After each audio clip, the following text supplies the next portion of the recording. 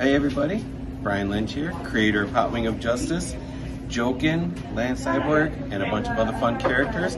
Thanking you for watching Cartoonist by Night. Oh, Anthony, future Anthony, could you answer the howl here? Thanks for watching everybody.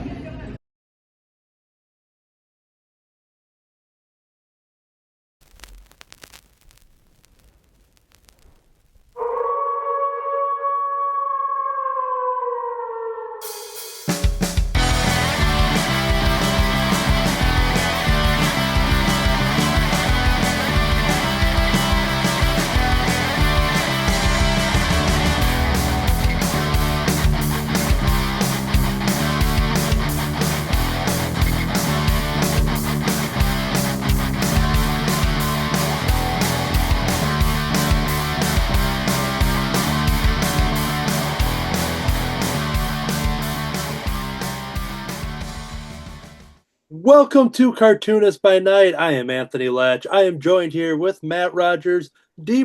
Gibson, and our very special guest, a writer, an artist, a filmmaker, former comic shop owner, and former real-life superhero, David Gloyd. David, how's it going? Going good. Thanks for having me on. Woo, definitely excited to have you on. David Gloyd, a friend of mine from Crimson Cowl Media, Crimson Cowl Comic Club, all of that fun stuff we'll find out about. But you're watching this show and you're seeing a couple Superman images all across the screens here. You saw the intro. Maybe you went to the fridge and you didn't see the title come up. But David, when we asked you, you could pick anything in the world to draw and discuss, what was that topic? Well, first I thought birds. And I thought, how about planes? And then it really hit me, and I thought, you know what? Superman. I knew that both myself and Anthony buy Superman t-shirts, so, it worked out. That works out great, and I'm glad that we still have the birds and planes topic for some other lucky guests in the future. So, Yeah. all right, good. So, yes, we are going to be drawing and discussing Superman and everything related to Superman. We're going to be talking about David Gloyd, going through his artistic journey and all the creativeness and learn more about him. But before we start to dive into that, we want to talk about what we're going to be working on this very show. Now, Matt Fife, one of the Cartoonist by Night members, he had offered a suggestion. Actually, it was David. David offered a suggestion that went over to Matt Fife. And what was it ended up becoming a little bit of a curse, I think he had mentioned. But what was that thing that you suggested Fife could do with his absence on the show here tonight? Well, realizing that Fife wasn't here, and I know that he would love to write a Superman comic book, and I love Superman comics. So I thought, well, that could be his contribution. He can write us a Superman comic, maybe depending on how many people are going to be here, like a 4 or 5 page comic or whatever. And that's his contribution. He writes it, we draw it. Yeah, and you had told me that, and I threw it into the chat, and he took it very seriously and threw it back. I thought I was joking. Oh, and now here we are. So, D. Gibson, what are you going to be working on tonight? I am going to work on the script written by famous comic book writer Matt Fife, who we've been talking about. And so I don't know if I'll get to the good stuff, but I'll be doodling and coming up with ideas of what the characters might look like. I only have two characters. There's going to be Jimmy and Superman, Clark Kent, and I think there's a monster too. Yeah. So I have to come up with what's that monster going to look like. So that too as well. So you could always see rough sketches of things. Yeah. I'd ask if the monster is Jimmy, but I don't want any spoilers. and maybe it could be that Uncle Giggles character, whoever that character was. Maybe he could be the monster. Yeah. Guy, big pants. Matt Rodgers, what are you going to be working on tonight? What kind of how many pages of Superman are you going to be drawing? Pass. No. Oh. I won't be making Superman because I have to hit a deadline. So you're making some other stuff. Slaughter Otter, I believe? Yeah, I'm working on Slaughter Otter #2. Awesome. And currently in the previews catalog. So everybody check that out. Ask your local comic book shop, pre-order for your preferred online retailers, and all of that fun stuff. David, what are you going to be working on tonight? Well, wife wrote me a kind of a Silver Agey Superman story, so I'm going to work on that. I didn't get a lot of prep time for it, so just like D-Brad, rather than sitting here and probably doing these panels, probably going to do a little bit of sketching, some character design. He's got some fun stuff in there for me, so I got to kind of figure out what I'm going to do with it. So I'm going to work on some of that.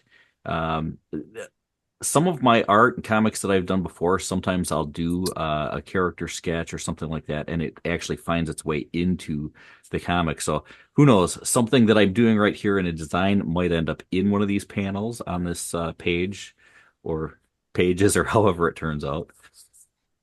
Excellent.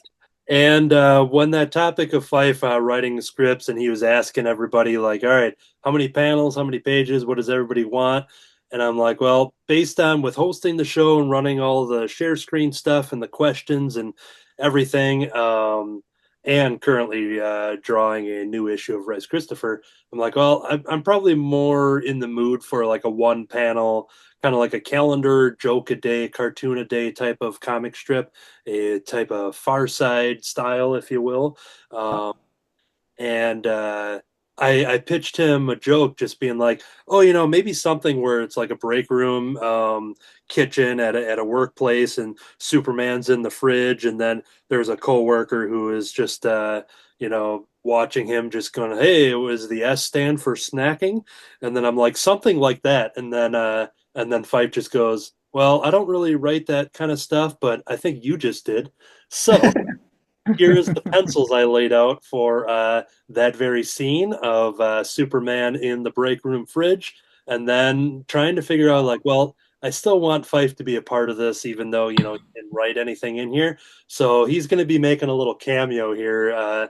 Fife will be the coworker who's kind of kind of joking along here with his coworker Superman. So. And hopefully, maybe he'll join us from the break room with Superman. Hey, we could only hope. So that is going to be the setup for the show. We're all off to the races here to start drawing and discussing Superman as well as David Gloyd. So to kind of kick it off, I want David to kind of talk about, his love for Superman, supposedly, and kind of just talk about why you chose that topic, and why, if you had any passion to talk about something, why is it Superman? I think more than any other superhero or comic book related thing, Superman was probably my start into comics, which is funny because when I started collecting comics, I started collecting X-Men comics, not Superman comics, but that's a longer story.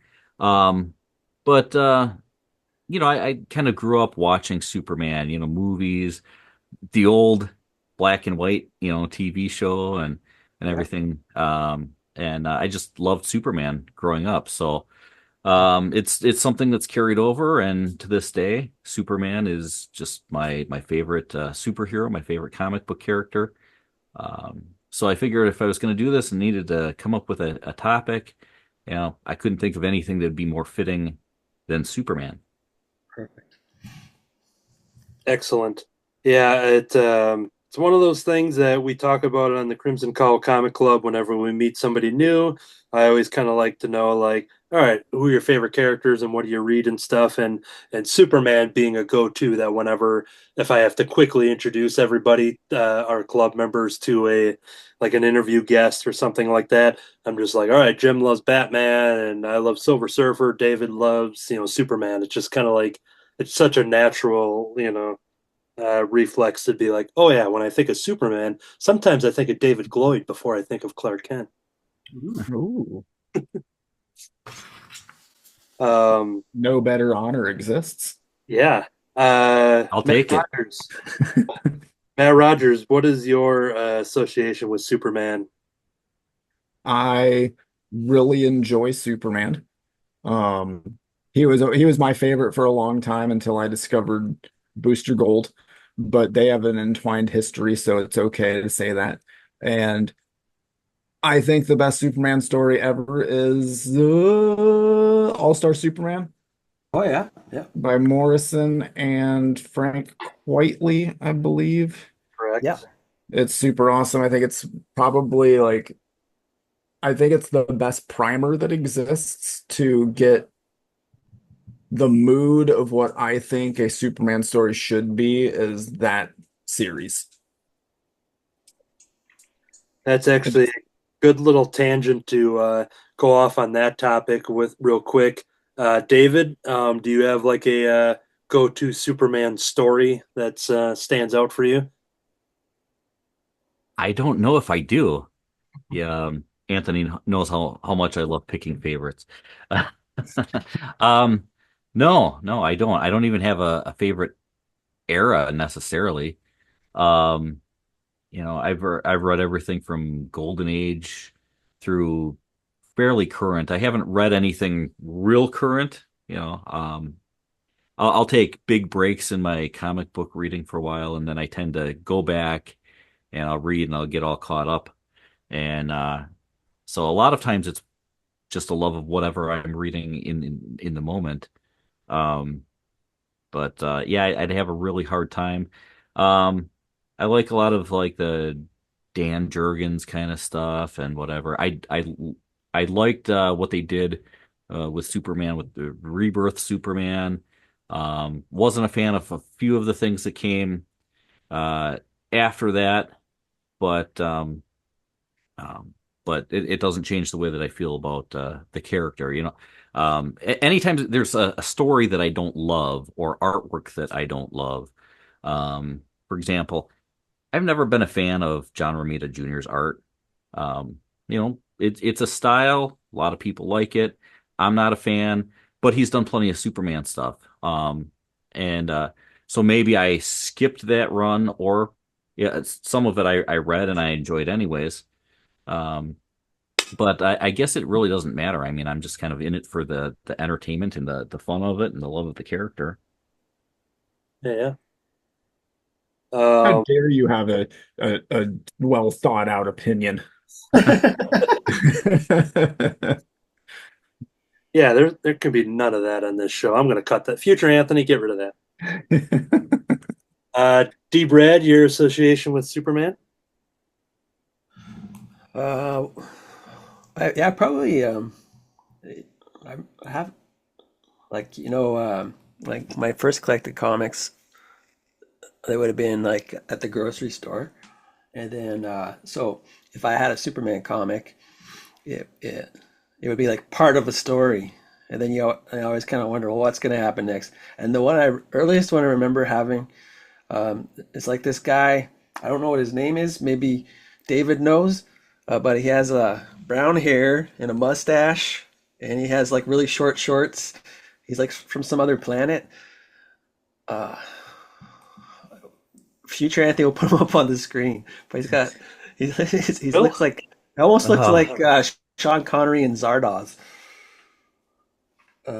And then another one. I don't know if it's the same issue, but I remember people getting these weird boils all over their skin.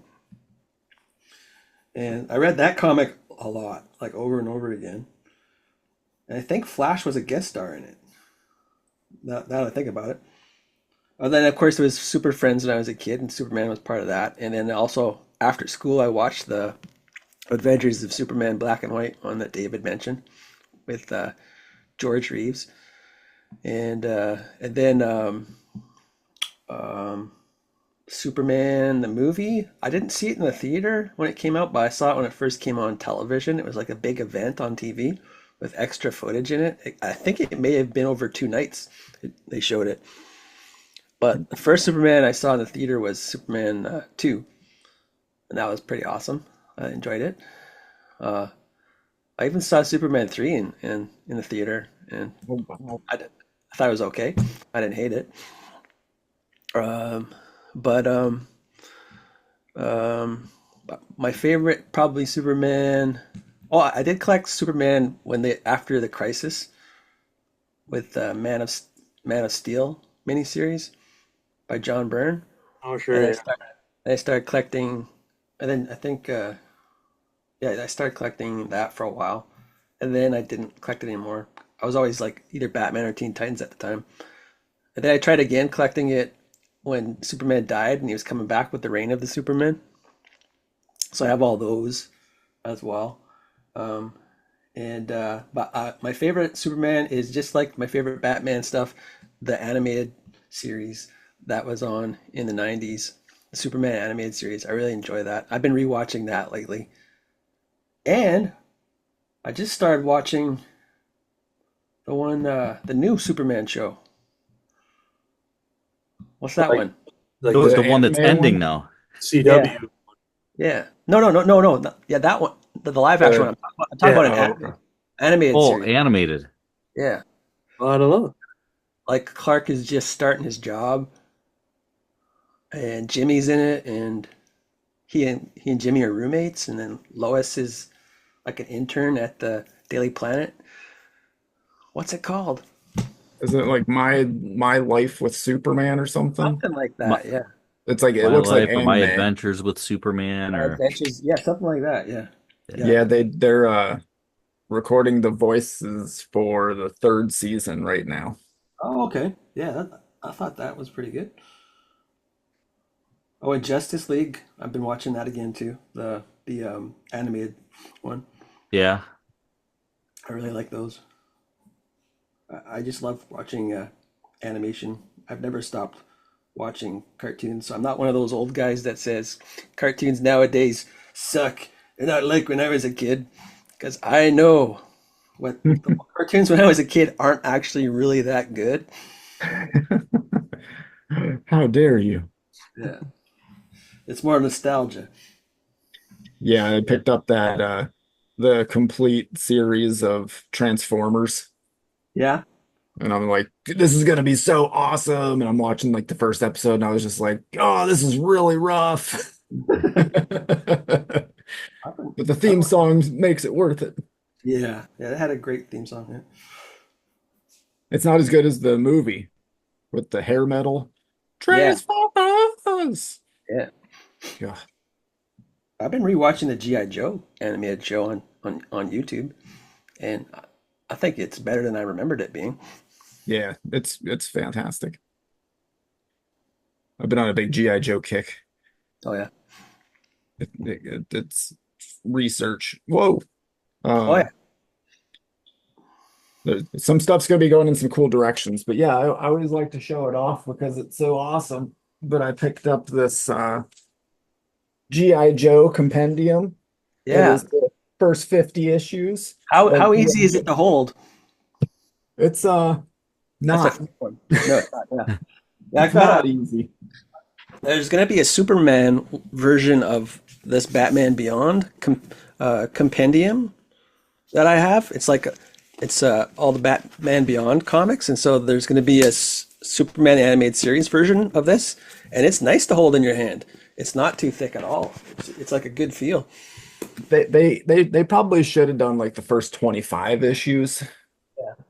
You know, it's like I have the compendiums for the Yeah, that's Walking. what this one is. This is 25 issues. Yeah, that would be better. I have the Walking Dead compendiums, and those aren't nearly as bad as this thing. Yeah, yeah, I have those too. Yeah, yeah, those are good.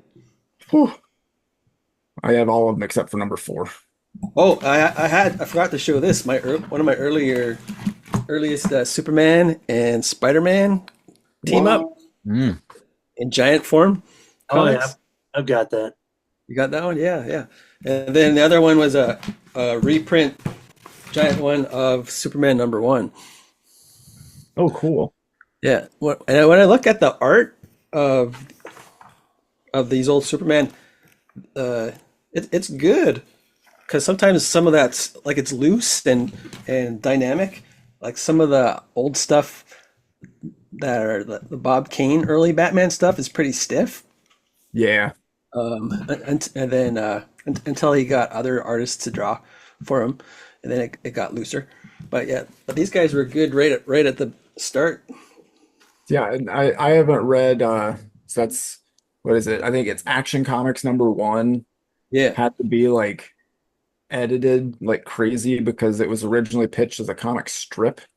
Right. Yeah. And so when they wanted to do it as a book, like they basically had to go in and like cut Yeah. all the artwork and like repurpose Oh, really? Wow. it.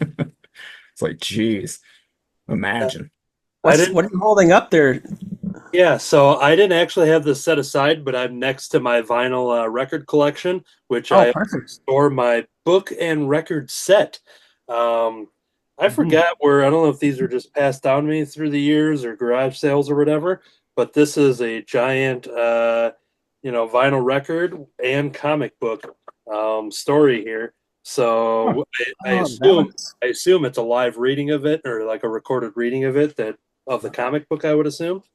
But yeah, now that I have it sitting out, I'll have to dust off the record player and put that on. But yeah, this just happened to be right next to me. Once I saw Deep Red bust out the large format stuff, and then I'm like, hey, I've got this right here. Yeah. Did any of you guys pick up the reprinting of the Muhammad Ali comic? No. They put it out again and it's in the giant size, and they put out a hollow foil version of it, which is the weirdest thing I've ever seen. Future Anthony is going to drop this photo in here, but when I dropped off copies of Rice Christopher at All Yeah Comics for them to sell, Joe had me put it on one of like the newer item racks, and it was right on the same shelf with that Superman Muhammad Ali comic. And we're all looking at the image now. Future Anthony is going to put it up, so let's all ooh and ah over this image. Oh, wow. Ooh. But Amazing. my joke that Ah. I overused to everybody when I told them like, oh hey, I have my first comic book here, blah blah blah, and I said I knew that one day that my comic would be on the same rack as Superman versus Muhammad Ali. So I just knew that we were going to share the same shelf space, and that I was going to 100% deserve Neil, to be up against Neil Adams like that. So, but I have one of the giant. I don't know if it's a first printing or reprinting, but I do have one of the giant size copies of it. But Oh, yeah. yeah, it's a good story. And a little bit of trivia. That's Rob Liefeld's favorite comic book of all time. Oh, yeah. Is there a reason why it's his favorite? Is it like the first one he ever got, or was it? No, I think the first comic book he ever got, according to his show, is like some Fantastic Four book that has the Submariner in it. He just really loves the artwork in it. He thinks it's the best comic art that's ever been made, and I think he might own a few of the pages of original art from it. Right. He's like, this is just what comics are supposed to be. Like, it's just super fun and Yeah. silly and awesome. And I was like, right on, man. It's a good I've never read it before, but I bet it's cool. Rodgers, if you go to a comic book shop, I don't know if you know this, but they recently did a reprint of it, and they got this cool like hollow foil cover of it. You should check it Oh, out. yeah? Yeah. Huh. I heard that from somebody. I don't know. Huh. Forget who. You probably heard it from me. Yeah, probably. Yeah, it was from Anthony. So talking about Superman and comics, so my history of Superman goes back to, I believe it would be a friend of my brother's, his friend named Steve, who had all of these old like DC Comics action figures that he gave to me, and had like the '60s era Batman, Robin, Penguin, like all those design Like those figures. Mego one? Not Mego ones. They're still like the plastic ones, but they're all in those like '60s outfits and stuff, and the way they're designed, and the Riddler, and then I started getting Wonder Woman, and the one thing that he kept promising me was that he's like, well, I have Superman yet, but I can't find him. I'll have to bring him. And every time that Steve would come over to our house, I would just be like, find Superman yet? It's like, oh no, not yet. And then next time he came over, find Superman yet? Because that was the last figure I needed was him, because he promised me that Superman. And that joke went from let's say it was age, I don't know if I would have been 10, 12, whatever. It went up until like if I see him today, which now it's few and far between the time I see him. But I think the last time I seen him would have been we were all at a Weird Al concert, and Adam and his friends were at the concert, and I was there with my friends, and we happened to see each other. And I saw Steve, and I'm pretty sure he was there because I wanted to say, I yelled out like, "Hey, did you find Superman yet?" So like now, decades later, I'm still asking him that question. He's like, "Oh, I'm still looking. I'm still looking." Um, but so him lending me those or giving me those figures and toys and all that stuff kind of led me into DC Comics in general and Superman. Definitely watched the Lois and Clark and the New Adventures of Superman TV Yeah. show, and I that was forgot pretty, I watched yeah, that too. that was pretty formative, of me just kind of watching a lot of Superman. Then obviously Christopher Reeve and all that kind of stuff too. But Mhm. when it comes to comic books, I'm gonna pick a real recent one beyond the Muhammad Ali one, which is really good, and it's a new like a reprint with like a holofoil that just came out recently. I don't know if anyone. Anyways, Superman Space Age by Mark Russell and Mike and Laura Allred. Um, if you're a Superman fan, I highly recommend that. It's its own kind of like continuity and kind of playing off the events of Crisis and stuff, but kind of doing its own take and everything, and it's its own story, its own out of continuity, not part of current DC Comics timeline or anything.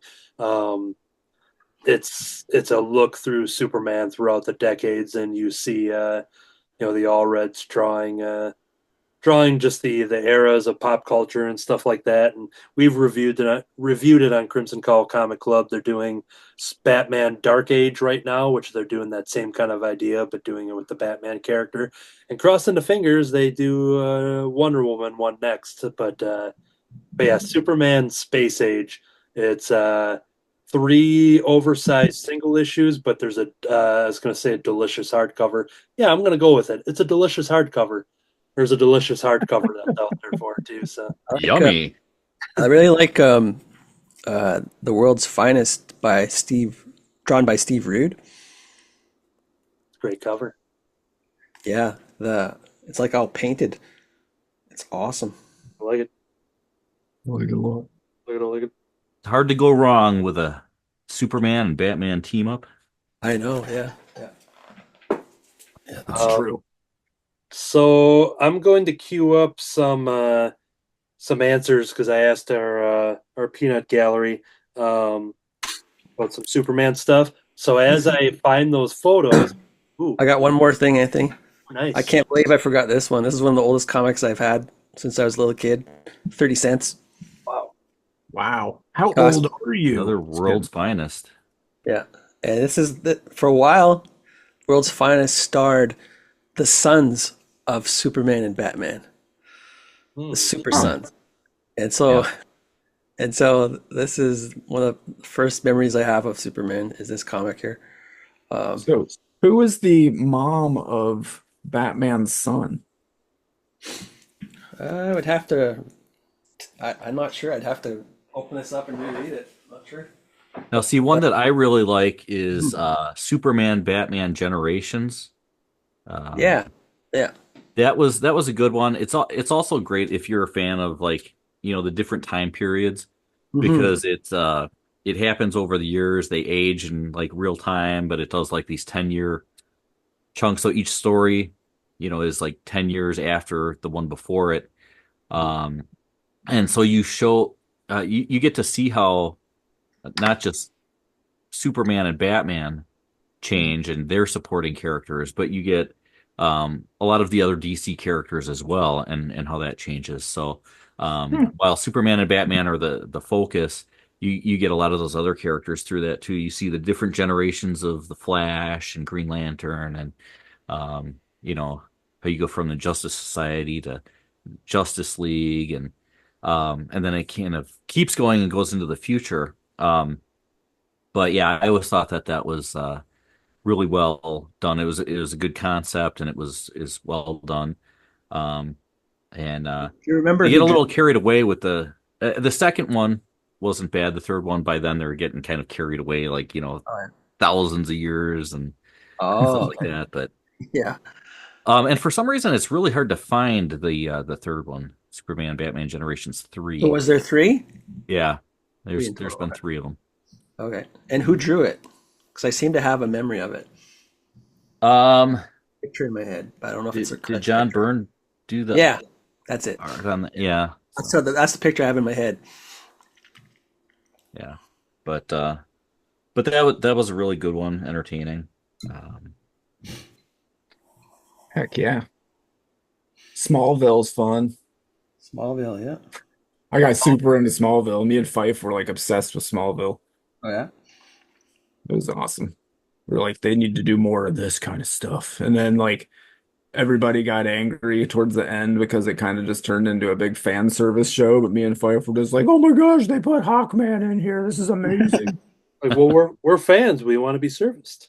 Exactly. It was really good. And see my big like I had Superman books when I was a kid. Yeah. Just like random ones that you would pick up at the grocery store, like D Brad was saying. But the one I remember, I don't know how to pronounce the guy's name, but the guy that you have to get him to say his own name like backwards or whatever. Yeah. yeah, well, I'd tell you the name, but I'm sure Show up. you get a lot of hate mail because I pronounced it wrong. Yeah, I've heard Mixpidlick.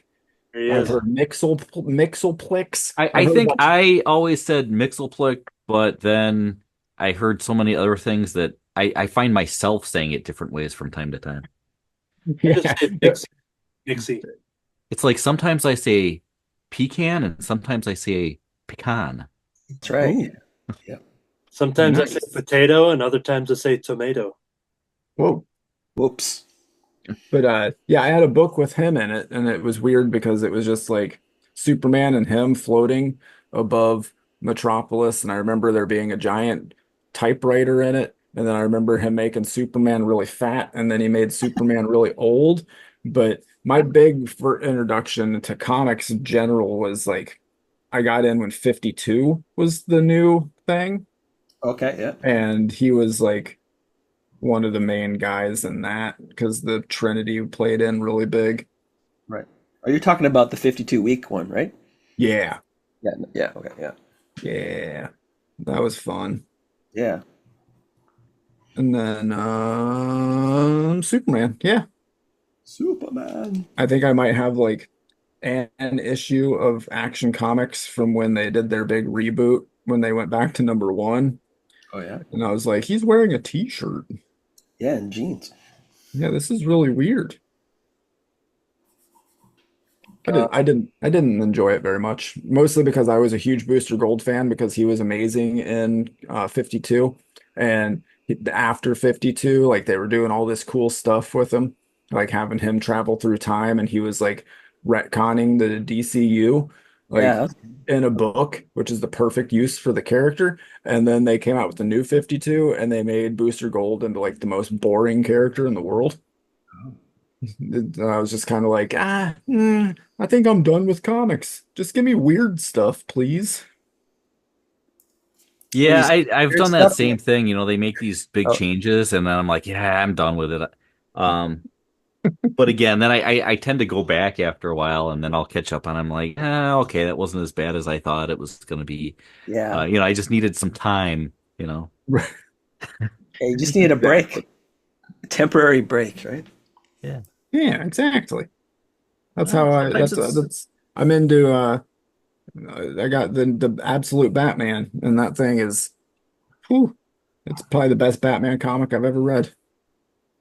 I have not read it yet. Well, my no spoiler review of Absolute Batman #1, at least, because I don't have #2 yet. They took Batman and they took Frank Miller's Dark Knight and they said that, but more. And then they made it into a 1992 Image comic.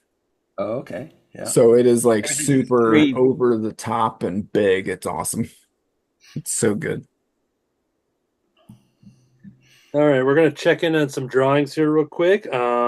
gonna turn off my pencil stages to kind of see my setup for my line work here of Superman digging into the fridge. And then we got Fife with a coffee mug here, a Superman coffee mug of all mugs.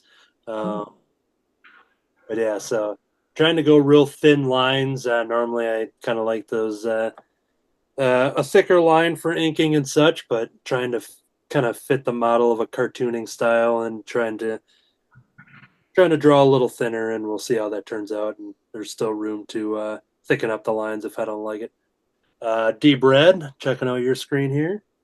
Yeah, I'm just working on structure and looseness here for Superman. I don't have his face quite yet. I did one of Jimmy, and then kind of threw in a little bit of Jimmy the idiot boy in his face. Love it. And then I cleaned it up, and I think I made it look not good anymore. Like I like this one better when I had it here. So sometimes when you clean it up, you wreck it. Yeah, I have that problem a lot. I'll do the pencils and like, wow, I really like the way this is turning out. And then I go back over it and I ink it and I'm like, oh, I ruined it. I destroyed it. And then I just keep adding black. Yeah, I just love seeing the pencil work and seeing all the, like, the first line isn't the line you wanted and you have to build towards it. I love seeing that in drawings. And I really liked it when they had that in animation.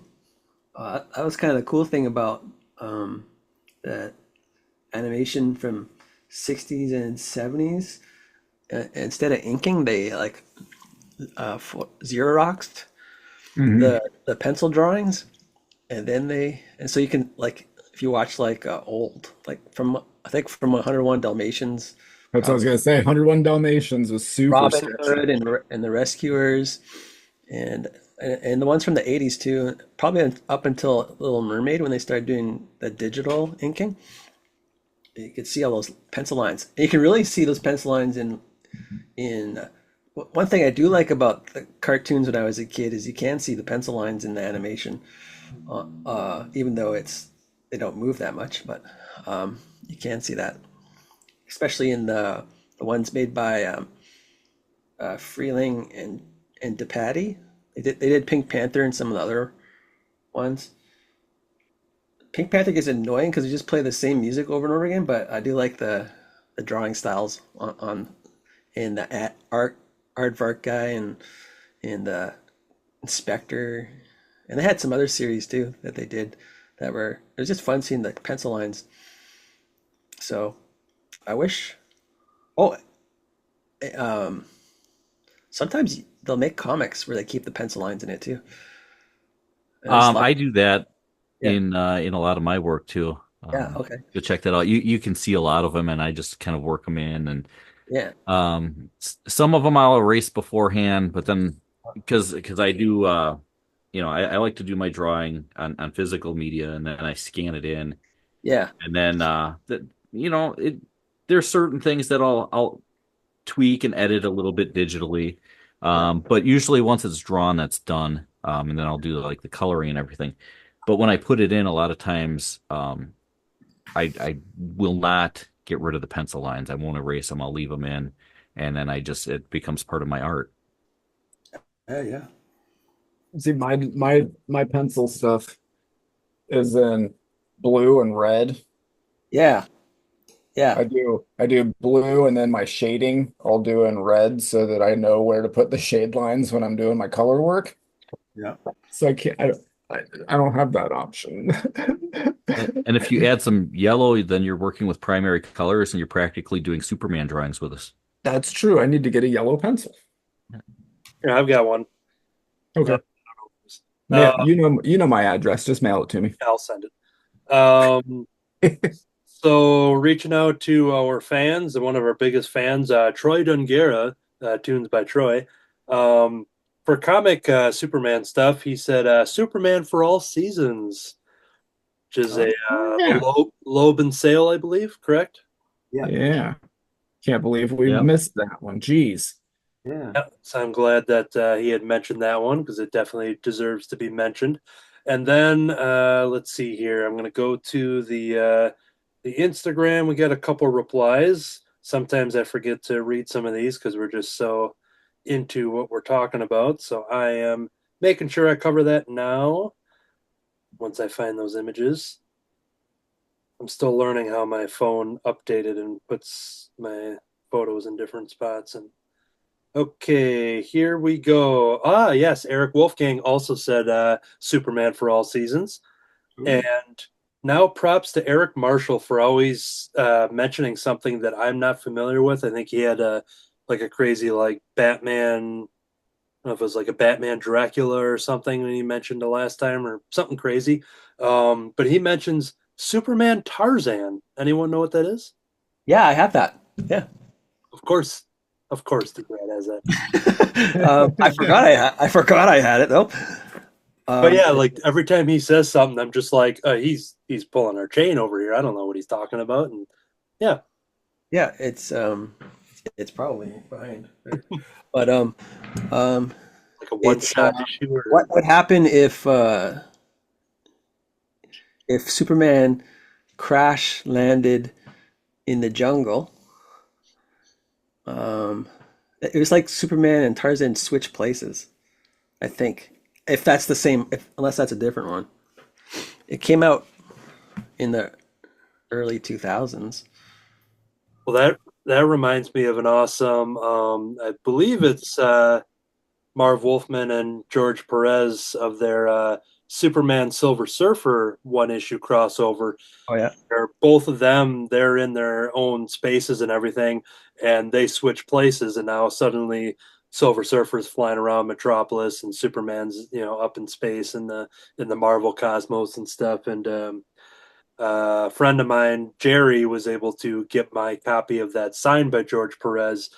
But yeah, Silver Surfer and Superman had an awesome crossover story. Yeah. Going back to our lineup, and Brian Lynch, whatever happened to the Man of Tomorrow? Oh, yeah. Alan Moore. Yeah, it's the last Silver Age story. Yeah. Yeah. And then I asked everybody their favorite actor to play Superman, whether it be live action, movie, TV, animated, whatever they want to choose. Now, forgive me if we've kind of peppered that into our discussion already. And but David, let's start off with you.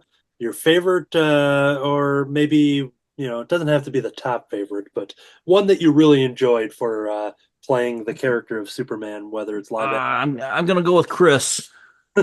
Chris O'Connell, one of our past guests. Christopher Reeve, I imagine. Yes, yeah. I got a feeling. Yeah. I still think that's when I think of Superman, that's the first thing that I go to. There's been many variations on it, different live action iterations, animation, comics. But I tend to think of that, and probably because it's like one of the most impactful ones to me. Yeah. And frankly, a lot of that probably is the nostalgia of being that little kid and looking up to this huge character.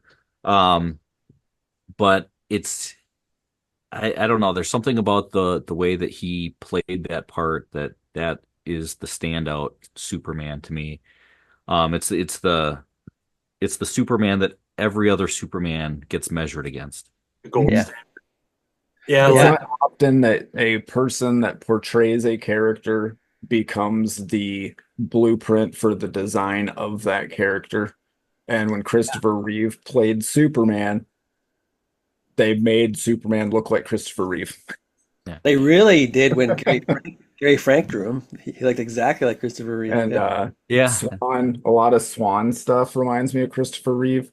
Kurt Swan, is that his name? Kurt Swan. Yeah, but he drew that. He drew that way before Christopher. Yeah. Which shows how perfect of a casting he was, really. Yeah. But I think Brandon Routh, or Ruth, however you pronounce his name, Ralph. underrated as Superman. He did a great job. So Yeah. I liked him. I did not like the movie. Right. but I think that he did a good job in the role. Yeah, he did. If it was a different movie, if it had been done differently and whatever, then that would have been great. Yeah, they So I did made appreciate seeing him in the Crisis crossover yeah. that they cool. did in the CW stuff. So it was fun to see him, and frankly, I liked that costume better. That's one of the problems that I didn't like the Superman Returns costume, the the Hmm. the burgundy. It's blue and red. Yeah. Yeah. And they Um, always feel like they have to put a bunch of texture on it. Like the Man of Steel yeah, one was like super textured, and I'm just like, it's just blue. and they got to do that, but then they go back to a more simple costume, and it still looks great. And I'm Hmm. sorry, but I still think the trunks look great. I'm a trunks guy. I wouldn't do it, but for Superman, it's the iconic look. Hmm. It's just weird to not have the trunks on Superman. I know there's plenty of people that will argue that. I thought I wouldn't like Batman without the trunks, but when they took the trunks away from Batman, it's like, it, that it wasn't that shocking. It wasn't that different. Probably because by then we'd had, the '89 Batman with all black and everything. So you already got a taste of what it would be like to not have the trunks And on with it. And what they armor, did, what's that? it makes it like a little bit easier. Because Yeah. when they did the new 52 design for Superman and they took his trunks away, they put him in armor, and Yeah. it's like it's Superman. Yeah. Superman needs armor. Yeah. Now, to touch on a couple things, like I was going to say Brandon Routh as well, because I applaud him for stepping into those boots and into that cape, if you will, of like the anticipation of what that is, to kind of fill that role. And, he had the look and the cadence. He was an awesome Clark Kent. And, you know, Mhm. it's one of those things. It's been a while since I've watched it, but I remember Kevin Smith just saying, it's like a 3 hour movie or Superman doesn't throw a punch or something. But, it's a long sit and everything, but I think over time, it's just one of those things that I think you appreciate later on. And, but yeah, I think he did a fine job as the character. And then, Christopher Reeve obviously being a popular choice, and kind of David talking about just kind of being a kid and looking up, and really just kind of him kind of, being the gold standard for that. And I remember just like looking at that character on screen and just being like, he really made you believe that a man could fly.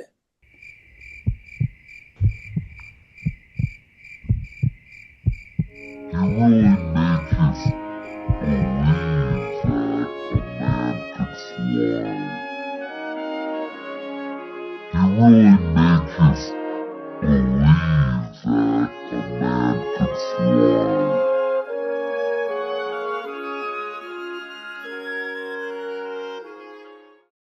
Which is a joke I Yes. used in a past episode about the poster tagline of the movie. So, anyways, I got it. I got it. Yep. Yep.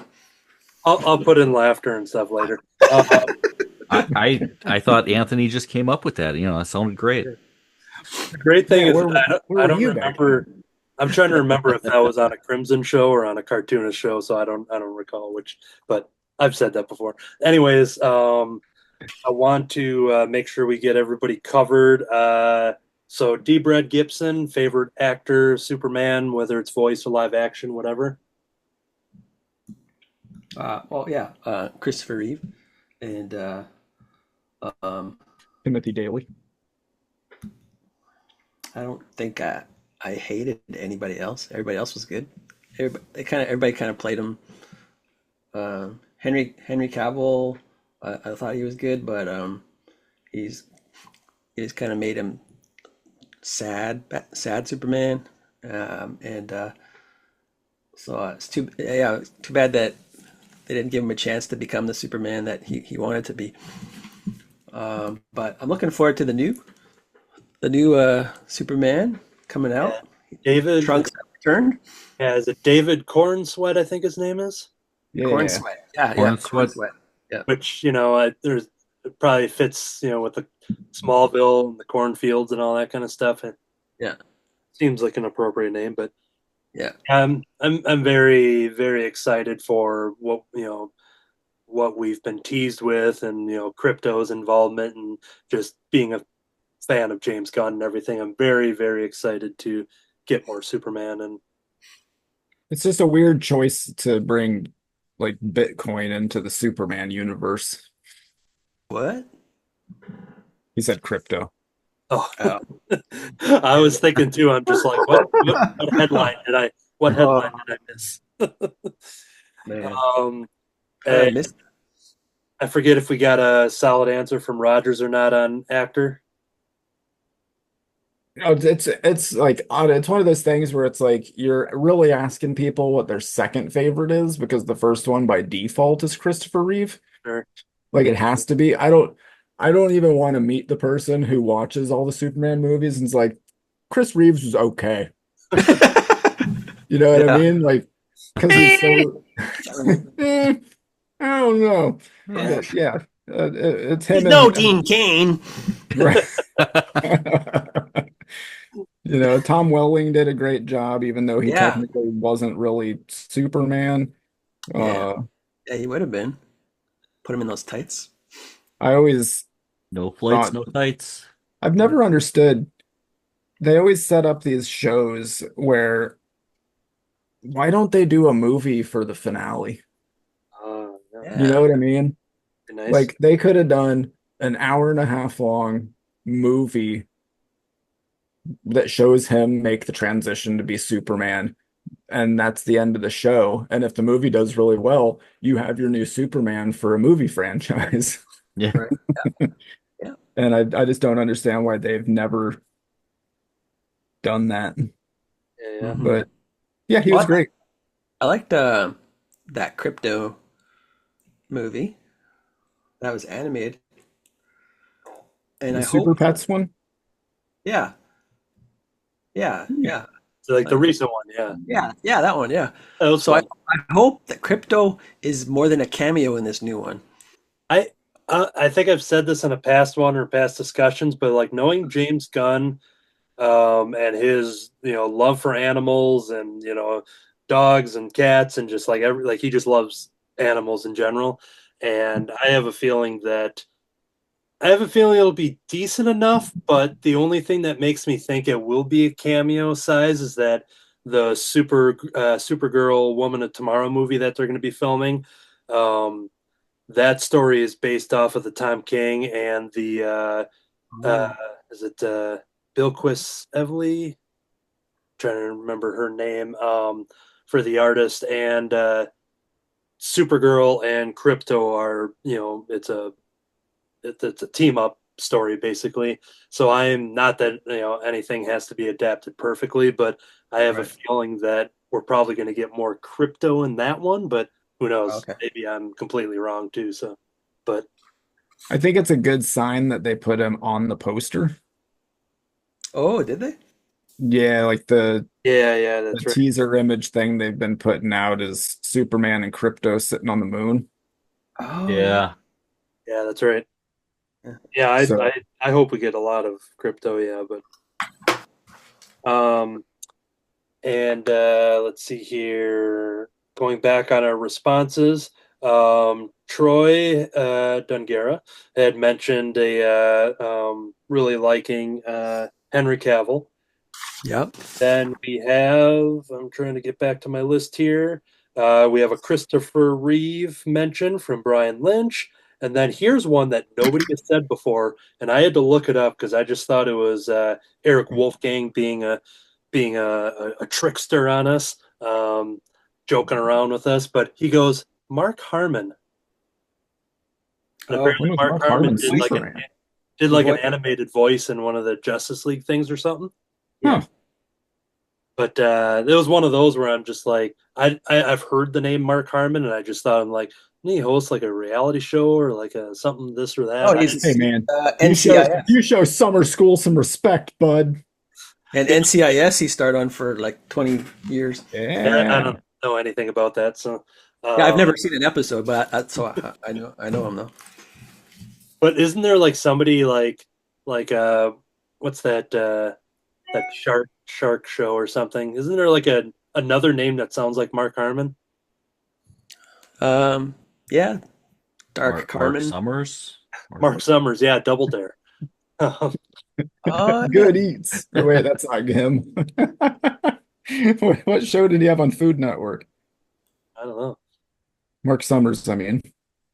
I don't know. Why does he always get Food messy Network, they were stuff? showing how to make slime or something. I gotta I gotta look at Sweets. Shark Tank is what I'm thinking of, even though I've never seen it. I'm gonna see if that name is what I'm thinking of here, real quick. I'm not gonna have Oh, are you thinking of Mark Cuban?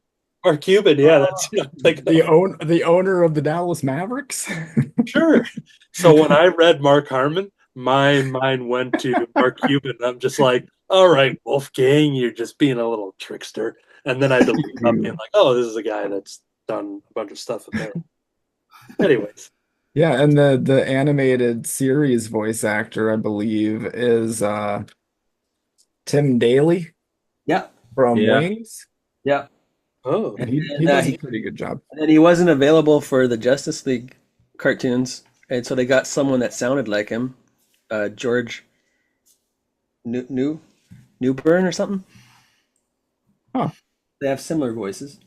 Well, it's like for the was it Killing Joke? No, what's the is it I can't think. Is it Long Halloween?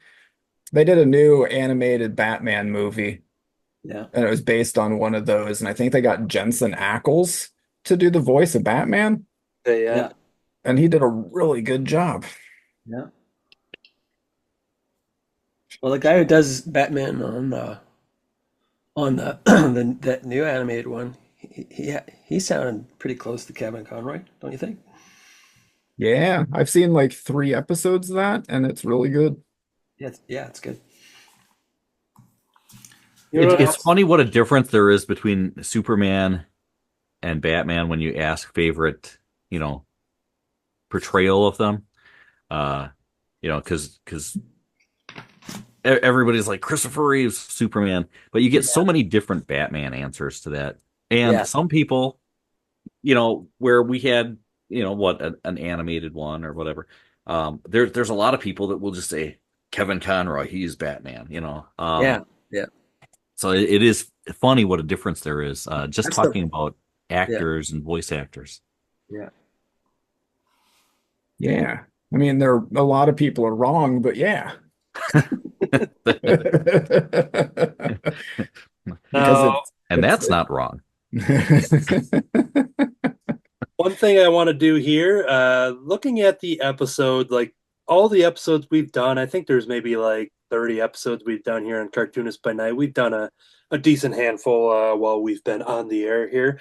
And this might be the longest we've went on a topic without jumping into our guests because, Superman dialogue, while Superman is great and all, I also want to throw it over to David Gloyd, and we're going to learn more about David. So what I'm going to do here is that I have a slideshow of some of his art that he supplied for us on the show to show off.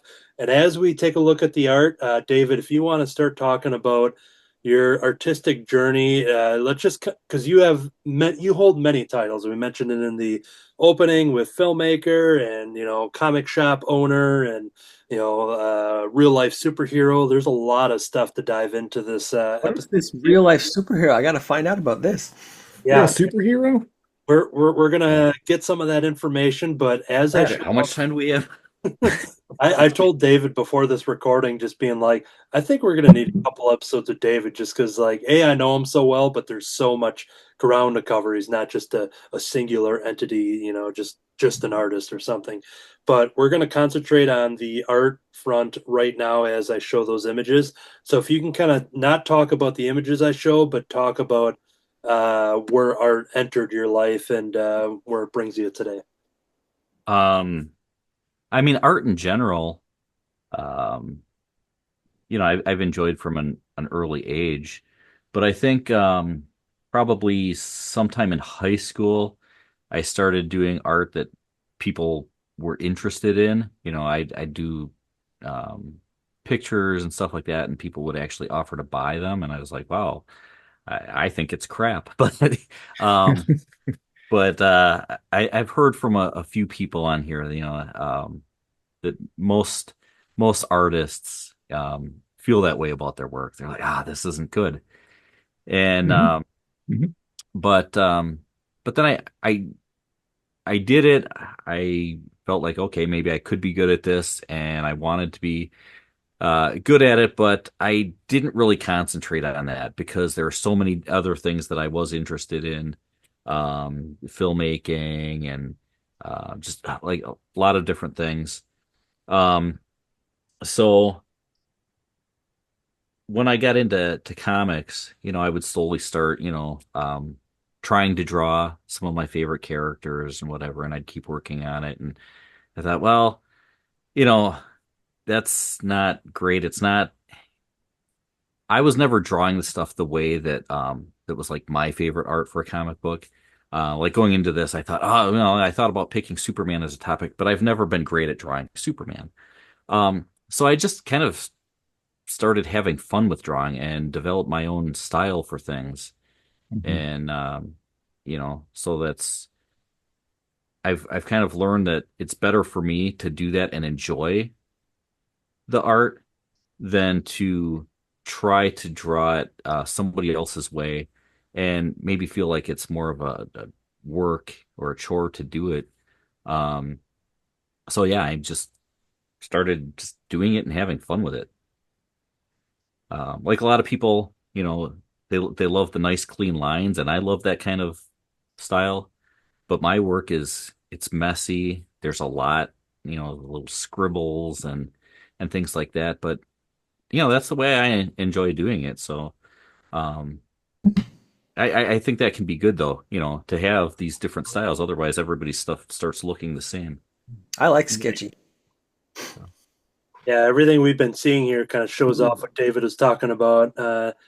Just seeing those rough lines in there, and it just becomes part of the art. And yeah, It really suits it suits this topic, right? I mean, this is it, yeah, I guess topic, yeah, of the But um yeah, like you can see in that, you can see, some of the pencil lines and whatever that yeah. were left in there. And Mhm.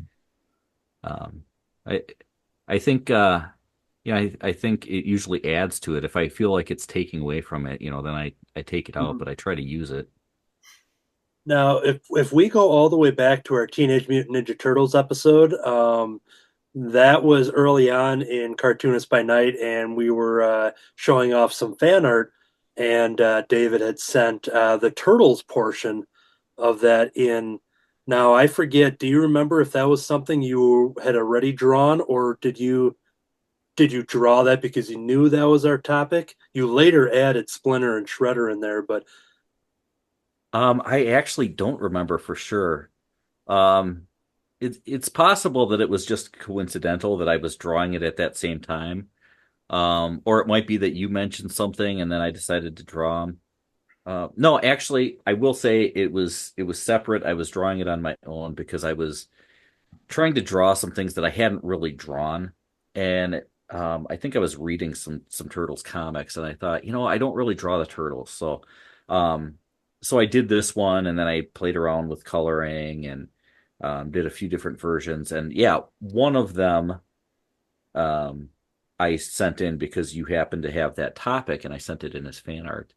But yeah, later on, I added Splinter and Shredder, and I turned it into an art print. Um, so that's what a few of these are that you've shown is some of the prints that I'll take to conventions and sell there. I love the longer limbs on the turtles when you look at like the legs. They remind me of like Battletoads design in a way, where while they're turtles, but they seem a little taller. And I really kind of like that just based on how you drew them in there. And maybe there's many examples where they've been drawn tall, but I guess I always just think of them being kind of shorter and stockier and Yeah, things like that. But when I look at that, I think of like Battletoads type of just based on those legs and stuff. But yeah, I just like how yeah, he's turned out, and then adding Splinter and Shredder, that was an awesome addition. yeah. So I've really started trying to challenge myself a little bit and still have fun with it. Like, what haven't I drawn? And I'll try to draw that, but I still try to do it my way. Um, so Do good. And I think I covered all of that stuff just for the initial, art. Now, we talked about here that David has many titles. And now, if we want to talk about, because D. Brad had showed some interest with the real life superhero. So we're going to learn about that. Now, one thing I know is that there was a book that your friend had written, and I know I own a copy of it, but just for me to kind of set it up, I was trying to look for it and I couldn't find it. Do you have a copy nearby that I can I download on? actually do. I have several copies of this, but I've got one Yeah. sitting right here. Can you So just hand me you one want? real quick? I want to take a look Yeah. at it. There we go. Okay. Here we go. All right. Thank you. Okay, cool. Thank you. I got that. Yeah, I couldn't find it in my stack, but yeah, this is Heroes in the Night: Inside the Real Life Superhero Movement by T. Krulos. Is that how you pronounce it? T. Krulos, yeah. Close. So, do you want to let our audience and our cast members here know, your life as a real life superhero? Yeah, some years ago, I started a journey to think, well, you just think, well, what would the world be like if we actually had superheroes? And not kidding myself into thinking that I had some special abilities or whatever. I thought it might be a great way to try to inspire other people to do some good things. So I adopted a costume and this mask and everything, and I patrolled the streets of Milwaukee. And I did that for a number of years, and I kind of got out of it, and then I started doing it again as I learned that there was this kind of movement growing. I found out that there were people doing this across the country. I saw a And documentary about that. Yeah. so so I kind of got more back into it. And at one point, this writer, T. Krulos, who's from Milwaukee, um, read this little blurb about it.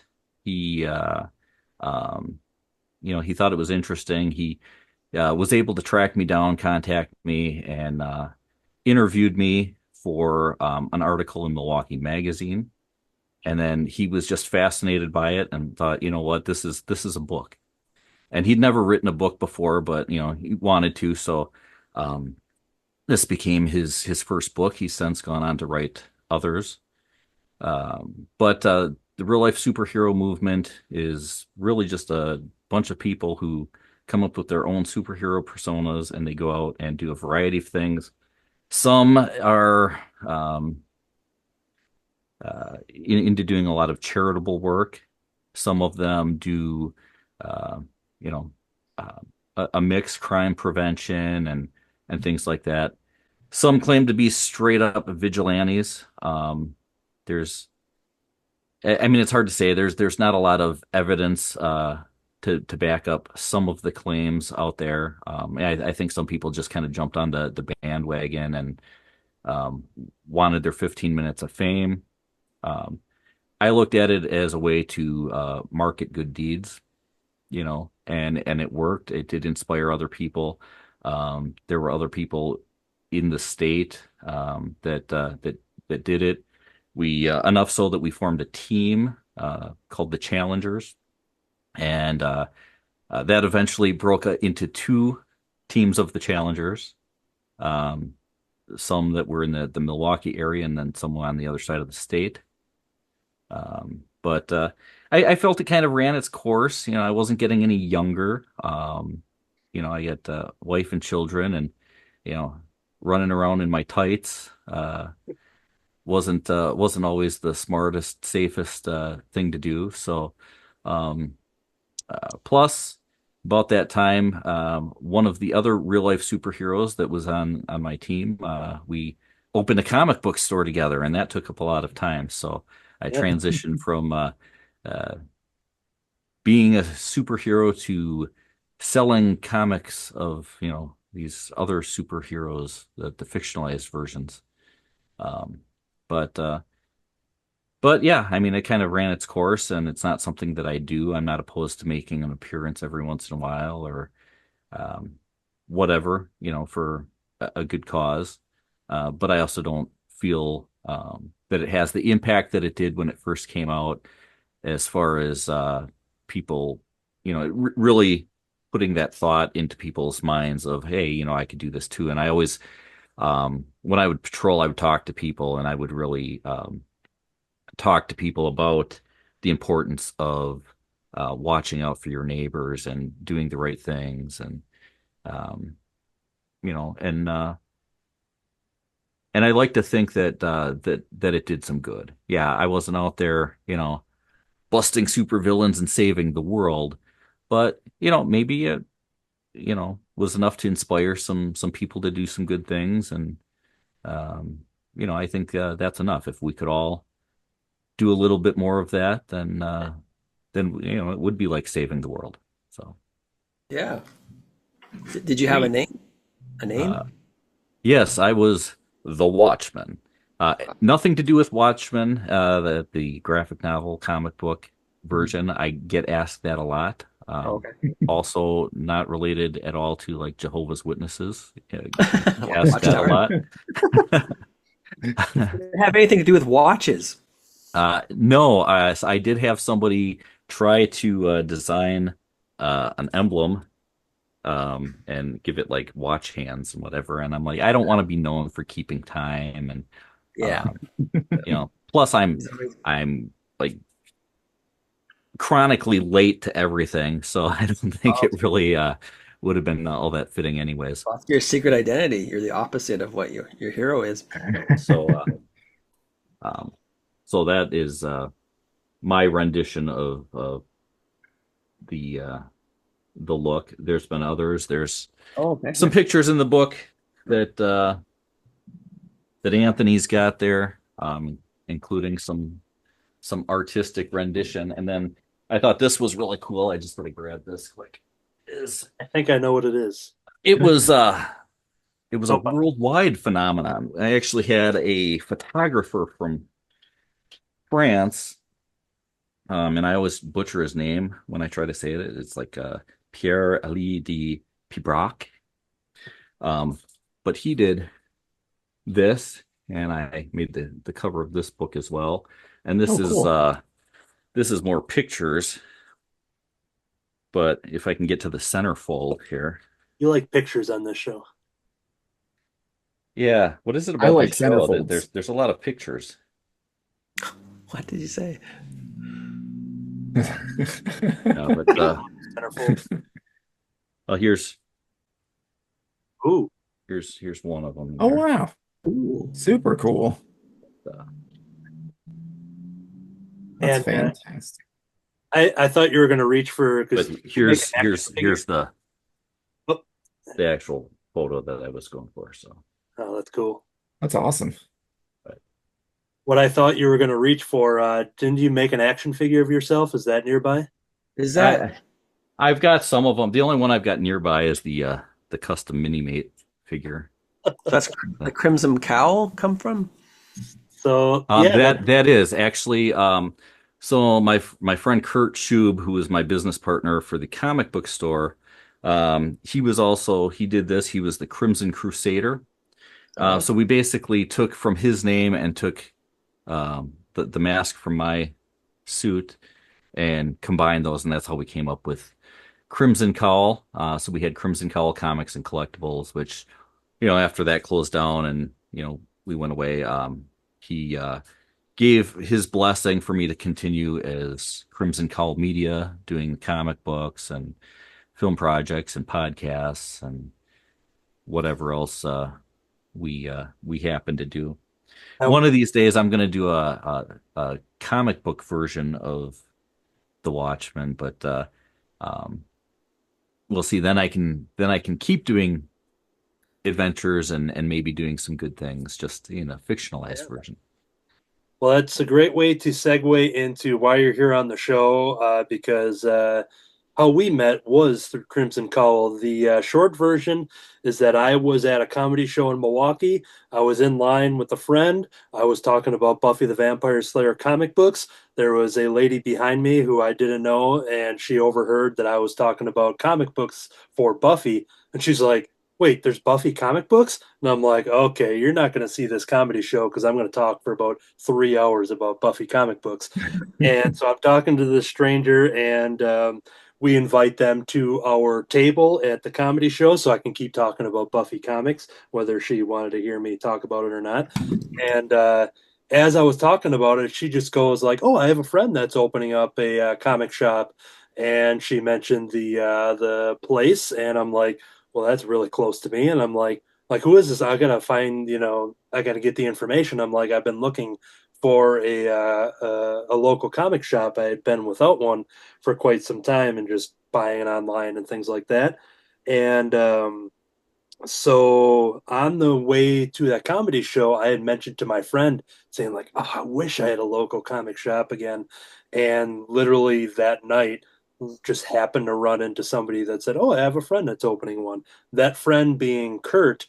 And so I got the email address to Crimson Cowl, and I sent a long, what I remember being a long email of just saying, "Hey, this is my name, and I love comic books, and I'll come in every week, and you won't have to worry about me, your pull list sitting there. I read this many comics a week. I follow this many titles. You're not gonna, you're gonna see me every week, and here's all the money I want to give you." And like, I just had all this information that I sent in an email. I just wanted to like do everything I could to make sure this new comic shop was going to survive. Just being like, "I'll buy all these books, and you can trust me. You don't know who I am, but trust me."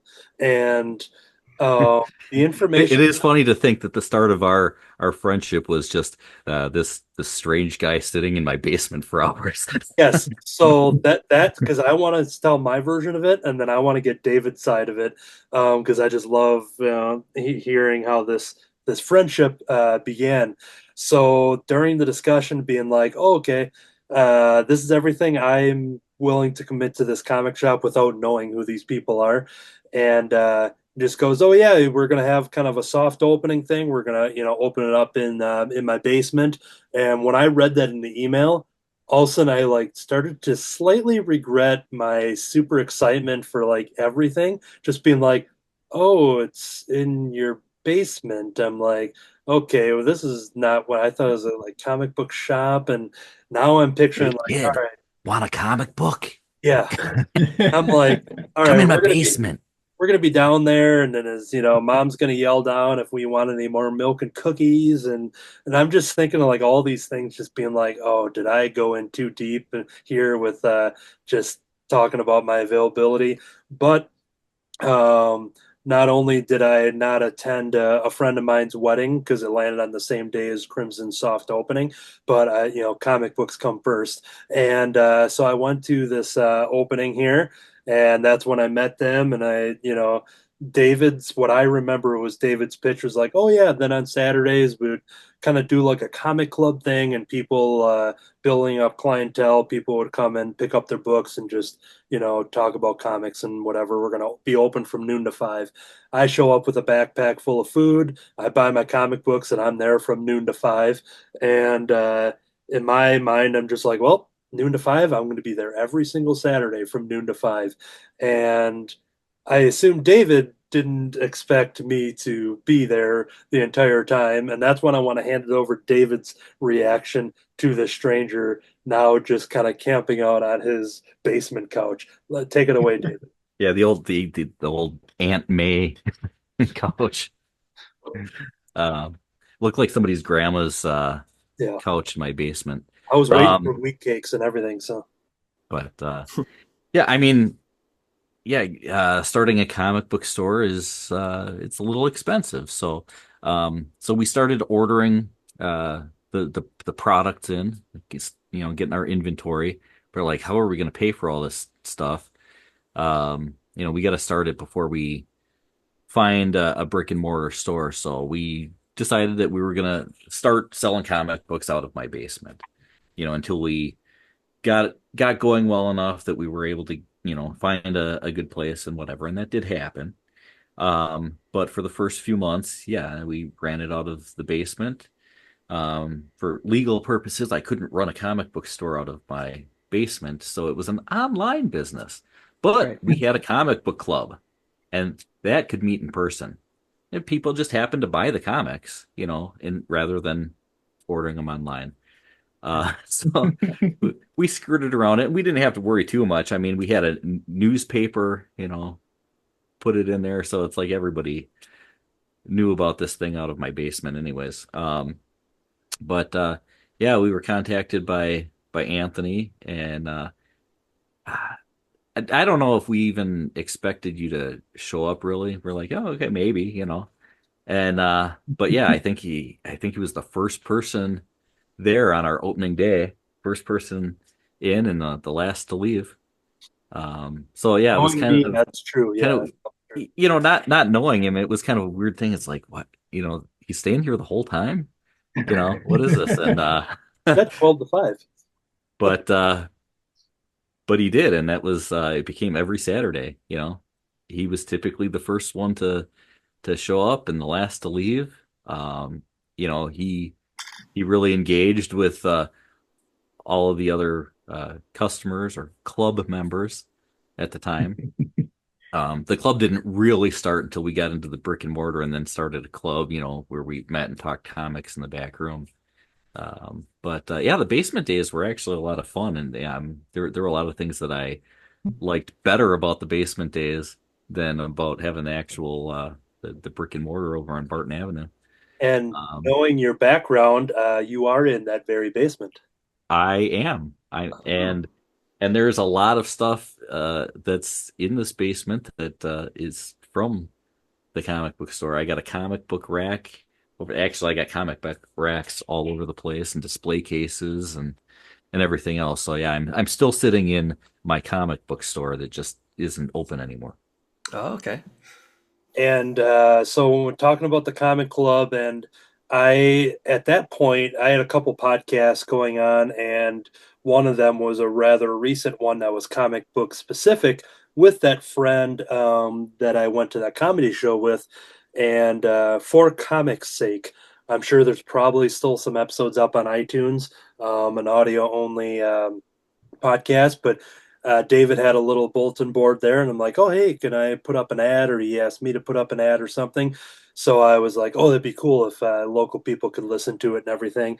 And once we had moved to the brick and mortar, at that point, I'm just like, oh, I'm all in. I'm I'm just a self-appointed, unofficial employee, and I was just doing what I can to help out. And moving into that brick and mortar, and David saying, hey, let's do an actual sit down comic club with a round table and everything. And we would become friends of what started off as being like me just hanging out in David's basement without knowing who these guys were, to the point where, I'm just kind of part of the crew and hanging out and helping out when I can. And it was awesome to create that community of Crimson Cowl comics and collectibles, and extending that through the club. So that's kind of that's a very brief version of my love for Crimson Cowl. David, is there anything else you kind of want to talk about just with Crimson Cowl in general, and kind of the community you built, and what it became leading into Crimson Cowl Media? Well, I think that was the best part of it, is actually building the community, because that was always my goal, starting a comic book store. The comic book store that I frequented when I got into collecting comics and whatever was a place that I tended to not engage in the conversations, but I'd hang out and I'd listen, and people would talk comics and all the stuff that was going on, and I learned a lot about comics just through all these conversations. And starting a comic book, that was my goal, was to create that atmosphere where people could come in and hang out and have these conversations, and people's names and stuff like that. So it did, and it was really funny because the guy that we were renting this place from, right away, one of the things he goes, yeah, I wouldn't put a chair or anything in here, because that's just inviting people to stay and then they're never gonna leave and whatever. I'm like, no, that's what we want. So we did, we had a chair. Anthony had his spot to sit every Wednesday and Saturday, and we did. We created this community where people came in and they talked, and they weren't customers, they were friends, and yeah, I mean, most people until they found out, a little bit more about us thought that Anthony worked there. Um, and Anthony's like, I didn't.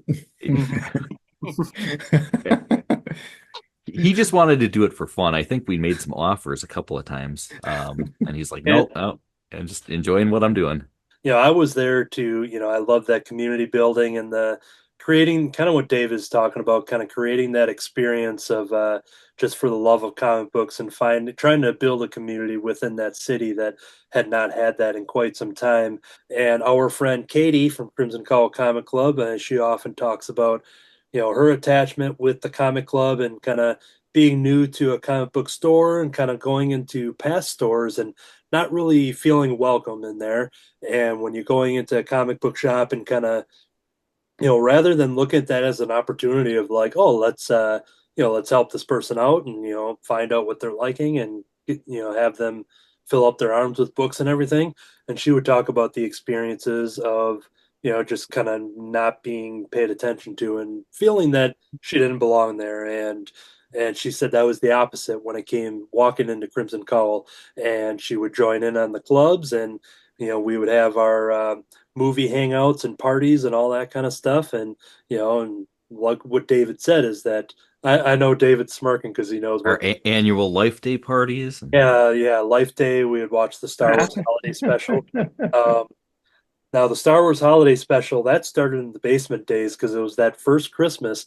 So we're just talking maybe 3 months of knowing these guys, and we're just like, hey, what should we do? This is the last, hang out before Christmas. And I'm like, hey, have you guys seen the Holiday Special? I've got a DVD copy of it. I should bring that in and we should all watch it. And there were so many groans and people like, oh, but ultimately I'm like, oh, we're doing this. And it became an annual thing. And once we moved to the brick and mortar, setting up Eric, club member Eric would bring in the projector and all that kind of stuff, and we would have that set up, and we would turn that back room into a screening party, and people would bring just themed related things to Star Wars, the Bantha surprise, Mhm. somebody bringing a bucket of chicken and just saying, oh, it's a bunch of porgs, fried pork chicken legs or And I something. just threw a bunch of stuff in a crock pot and I called it Sarlacc stew. And Anthony wouldn't eat it because he didn't know what was in it. Oh yeah. Yeah, I looked at that thing and I'm like, Boba Fett was in that thing for a long time. I'm not going to stick a spoon in there. Um, but yeah, it turned into having those kind of parties and stuff, and it was a super fun experience. And just like those strangers that walked into that shop, me included, but then the ones that would come on to the show, and we had Kirby and Jim and Katie and Damon, and just like everybody that would kind of start rolling into the shop would become friends. And yeah, it was an awesome Awesome. community that was built, and I'm glad that it still continues on, even though the store itself is not in operation. Um, Now, some of the other extracurricular activities that would come with not only with the parties and that kind of stuff, is that finding out David and I had a passion, another shared passion of filmmaking. Now, while I don't want, basically, we're not, this is going to fall into the line of we're not going to have time for everything, but we want to talk about one of the reasons why you're here on this episode to promote some stuff. And in order to promote that stuff, I'm going to go into just talking about the more current and recent era that I was involved with your filmmaking, something that started with your family and with your children years ago. But we're going to be talking about this character of Doc Oscar that we're seeing on the screen here. So this will lead into some of the current comic book talk. But if you want to let our audience know what this Doc Oscar character is all about. Um, well, so yeah, I was itching to do a film project and I didn't have all kinds of equipment and everything. And it's like, oh, I'm not going to have a way to mic people and all this stuff. So I thought, oh, you know what? I'll do a silent film. We'll do it in black and white. It'd be easy to do. And so I got my kids involved and I got Anthony involved and we uh we did I mean it was kind of like doing one of those 24-hour film things, you know. we developed one take productions under it because almost everything that we did was done in one take. So yeah, I just created this character, and this guy that was kind of a bum but wanted to be a doctor, and he sends off for um his one of those internet deals where you send off, you pay this much money and they give you your degree. So he gets that and then starts practicing as a doctor. Um, but it was just a really fun thing to do. Some of these images were from, I believe, the second one that we did. Because we did the first one, it was a lot of fun, and then we moved on and we did a second one, and then a third one, and we've done some other parts that haven't even been released yet because the goal is I decided that I was going to take these shorts and I'm going to put them all together and do like one actual film with them. So that's something that's in the works, as the Insignificant Adventures of Doc Oscar. And I'm also working on a comic book version of it. But one of the things that I'm sure that Anthony really wants to get into here is that there is one particular character that we did that we kind of threw in, started out as just kind of a funny background character. Yeah. And he was the guy, so a lot of times Doc would live in this basically like a shed in a cemetery, and so he'd be walking through, and there was always this guy, like a groundskeeper kind of guy, working in the cemetery. And at some point, we decided that his name should just be Grave Sweeper, rather than digging a grave and whatever. There he is with a shovel, but we came up with the Grave Sweeper moniker. And the gag was whenever we'd show him, he'd be like cleaning up a grave, and then he'd get tired and he'd kind of wipe his brow, and then he'd reach in his pocket, and then he'd pull out some food and eat it. And you can see with that beard in this picture here, it was no easy task for Anthony to try to eat any kind of food that we tried to shove in his mouth. So he'd have a face full of synthetic hair and everything in his mouth. But he was a pretty good sport about it. Oh, yeah. And that just became the thing, and we were always trying to top, like, oh, hey, well, can we have Grave Sweeper eating this time? And nobody's besides the people involved in the filming has seen the whipped cream thing yet, but that's awesome, and I can't wait to get this thing all put together eventually and let people see it because it's pretty awesome. And then But going back, yeah, and going back real quick to the Insignificant Adventures of Doc Oscar. Now we see one of the Grave Sweeper images here. I was trying to find where it is on my desktop so I can zoom in, but do you guys see a box around him right now? Yep. yeah. Okay. So there's a Grave Sweeper eating a slice of pizza, which was one of the versions that we did. But I have a couple characters. I also have this guy over here, this kind of hunter in the woods guy, and then another favorite of mine. Um, there was we needed a woman character, and we were running low on people to play that role, so I stepped up and stepped into a dress and played that character there as well. So it's fun to look at this art that David did. We have Jim in here as well, and we see his kids, and David there front and center, and everybody else that had appeared in these films and everything. And it's cool that seeing this art, which was also used for our bookmark. I do have that nearby for the Crimson Cowl Comic Club bookmark, and using a black and white version of putting those characters on the back of the bookmark. I designed one side for the club. David designed the other side for Crimson Cowl Media. But just being part of that and just playing whatever roles were needed and stuff, that was just always a blast. Being like, all right, this is what we need. All right, I'll play another character. And yeah. But yeah, for the current project,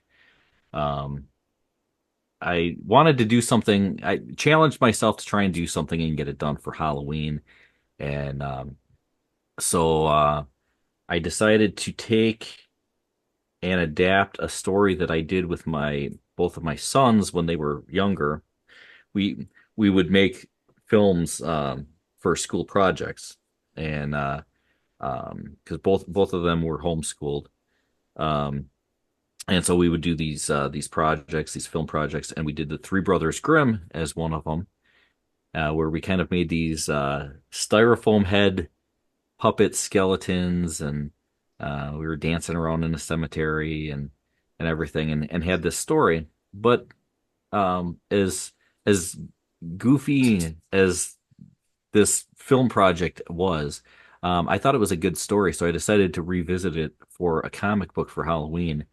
And I thought it would be great to actually do kind of like a horror host kind of thing. Oh And yeah. so I took the Grave Sweeper character from The Insignificant Adventures of Doc Oscar and gave him his own book, Grave Sweeper Spooky Stories. And the first story in it is Three Brothers Grimm. Um, I wasn't able to meet my deadline, so I broke it up into two parts. Part one is already out on our website, crimsoncowl.com, where you can read it for free. And I'm working on part two, um, which Of the art you know, here. I'm gonna do myself a favor and not say say when it's gonna be out on here, because suddenly something will come up and I won't be able to get it by my deadline. But that should be up soon. So part two. But it was really fun to revisit that too, and just like I did this, I watched the the movie that we did, and then I would just kind of take the pictures and um, go, okay, what can I do for comic book art that's really going to tell this story, but in comic book form versus the film. And I was able to make each character like a lot more identifiable than they were in the film project that we'd done. I gave them a little bit more personality than we originally had, but I did credit them. I credited both of my sons in there too, because I figured this was our project, and I'm a big believer in giving credit where credit is due. Just like Grave Sweeper, Anthony's got a co-creator credit on there. It's really hard for us to remember back like who came up with what. Um, but but yeah, he definitely had a big part in creating the character on film, and so I felt it was important to give that credit. Um, but yeah, it's a lot of fun, and I'm looking forward to actually next year and doing another story for Grave Sweeper. I might hold off and kind of do that as a Halloween annual kind of thing, Cool. because I have so many other projects that I'm trying to get done, including some stories with Doc Oscar where Grave Sweeper will make an appearance, although maybe not in a horror host capacity. Yeah. Uh, You know, but I yeah, the love Doc Oscar stuff will be a lot of fun, because there's going to be a lot of weird aliens and Bigfoot and supernatural things and whatever, and it's all done in kind of a fun, humorous kind of way. And yeah, so go to crimsoncowl.com and you can read those online comics there to see the Grave Sweeper Part One story at the time of this recording. We'll get into a little bit of the other stuff that is on there as well. But before we get off of the movie topic, there's two specific behind the scenes photos. Not spoiling the whipped cream ones. I had all those images, but I didn't want to give any of that stuff away. But here's one shot that I took while waiting in the car during one of the breaks here, as I caught Doc Oscar walking out with a stack of pizzas here. But yeah, I just love that photo. Just like knowing this character and everything, it's just kind of funny just to catch him in that candid moment there. But here's one that David doesn't know what image I'm going to show next, and I can't wait to see his reaction. But here's another behind the scenes photo. This one's amazing. So we're looking at a look inside Crimson Cowl Comics and Collectibles, and we see this strange character, this mask and this wig, and that was a wild day. Yeah, But yeah, yeah, we definitely had a lot of fun making those films. So the movies might not be great, but we had a blast making them. Um, for those interested, they are, I would say, like rough cut versions of in their short forms are available on YouTube. Oh, yeah? Um, so if you want to see Anthony in a dress, I you do. got to check out the Crimson Cowl YouTube channel and go watch. Check out the Insignificant Adventures of Doc Oscar in there. The first one was Is There a Doctor in the House? That was the first, probably the best How do we one find on them? there. Well, I'm sure we can probably magically we put a YouTube link, right? Yeah. Yep. So yeah, just type in Crimson Magic. Cowl Comics or Crimson Cowl Comic Club. Go to crimsoncowl.com. I think that links to the films and stuff. I think there's direct links in there, but just by typing in Crimson Cowl Comic Club on YouTube, you'll see all the videos that we've been doing for the comic club, and all that stuff is on there. And we'll have to There's a look good to see. shaving tutorial. Yeah. We'll have to Yeah. see if we have the playlist set up, or at least by the time future Anthony will see this, and make sure to see if we can have that front and center so that when people hear this, that they can find it even easier.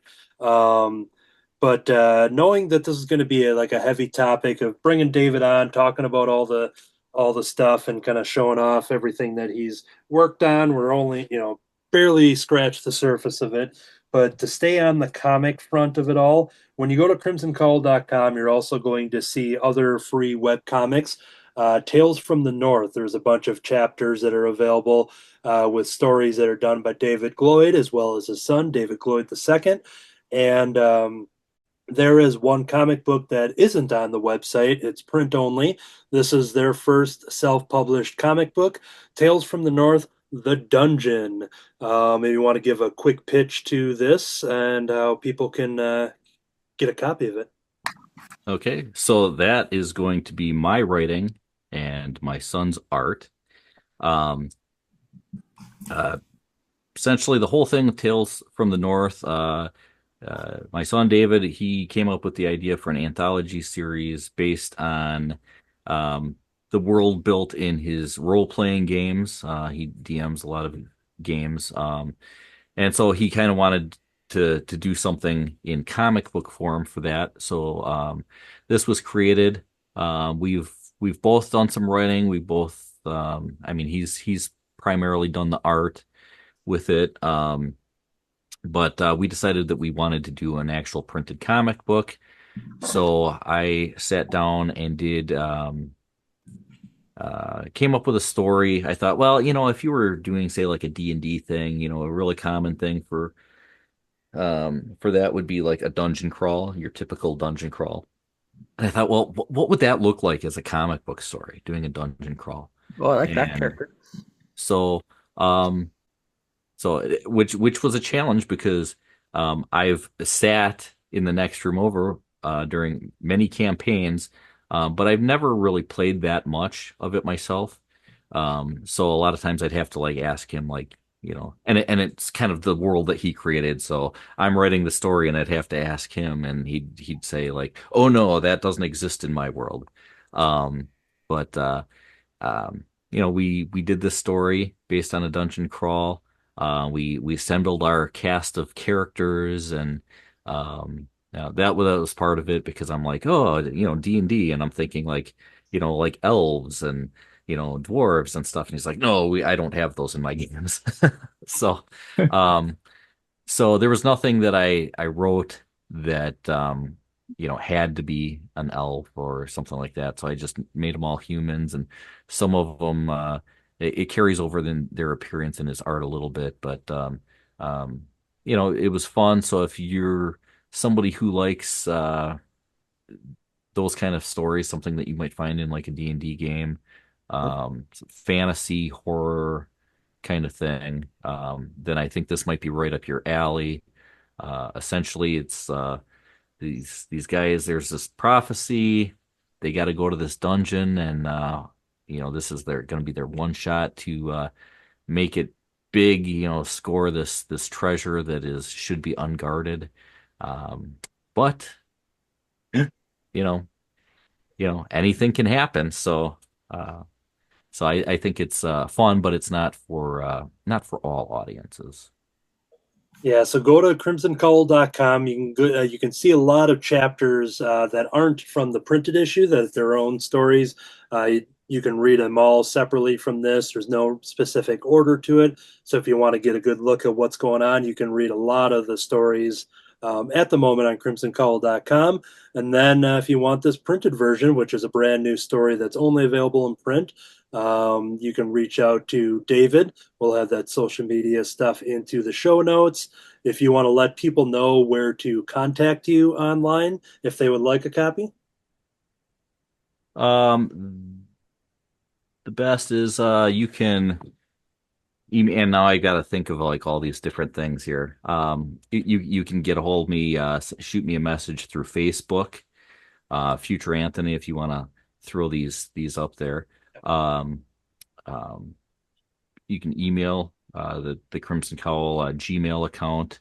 Um, you know, Facebook again is probably a really good way to do it. We've done a lot of communicating through there.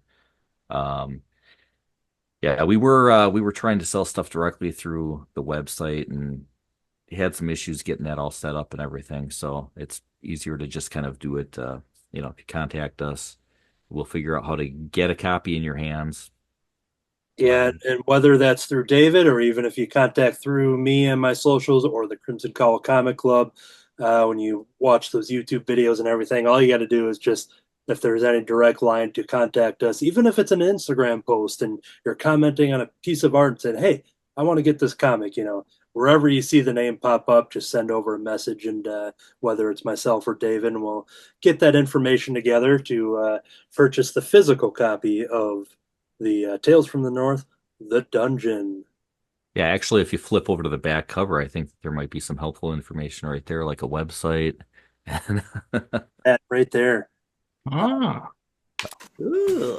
But yeah, so one of the reasons, once again, bringing him on, not only with being a friend and both of him kind of, sharing this recent art journey, both drawing, throughout our lives and everything, but in this kind of reinvention, this new era of Crimson Cowl and Crimson Cowl Media, that we're both kind of, out there on the convention circuit, sharing tables side by side, promoting what we do. Now we each have our own comics, but for the Halloween spooky season of 2024. Both, I had the preview pages for the next Bryce Christopher story, and then the Grave Sweeper stories that are done by David with some assistance from his son as well. So go to crimsoncowl.com for all of that information there and check that out. Looking at the pile of stuff I wanted to show off, I purchased some of the original art. We saw some of this in the examples. I'll line it up with my body here, but here's the Hellboy that I purchased, a David sketch that he had. And I think I remember saying that if Hellboy is there at the end of the show, then I am buying Hellboy, and I now own this Hellboy sketch from David. And I think this one might have been a gift here, but I had a stretch of Creature from the Black Lagoon, and so here is David's sketch on a colored construction paper for that one as well. So that's just kind of showing off some of the physical artwork in addition to his digital renderings and stuff like that.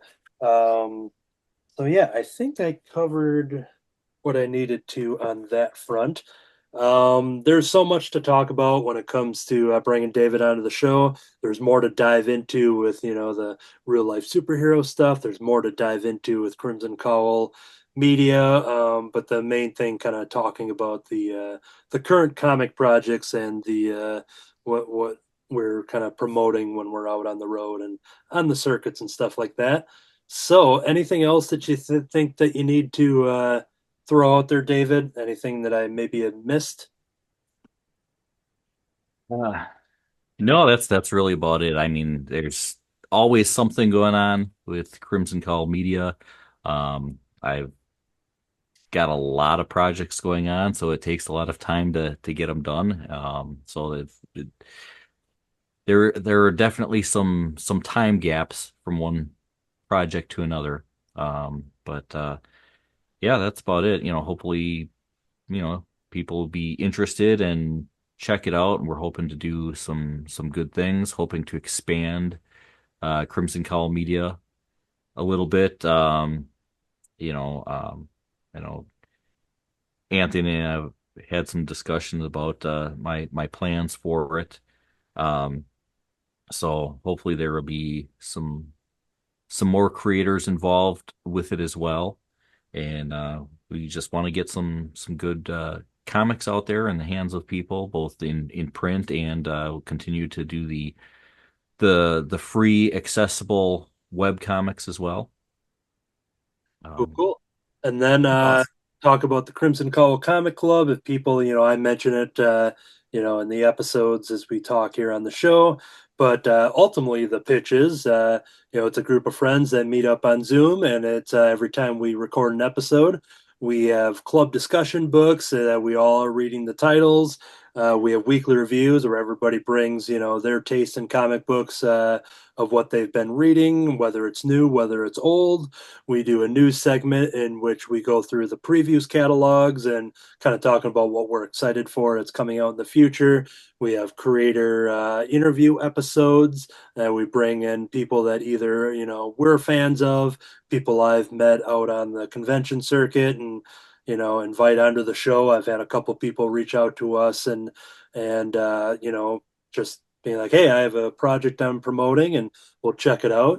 Just kind of always making new connections and new friends. And Winston Gambro is one of those that I met there on the con circuit as just a fan, and brought him on to Crimson, and then we brought him on to Cartoonist by Night. And it's just one of those things, kind of making those cool connections, and having just building the community, and just sharing everybody's work, and just giving everybody the praise they deserve.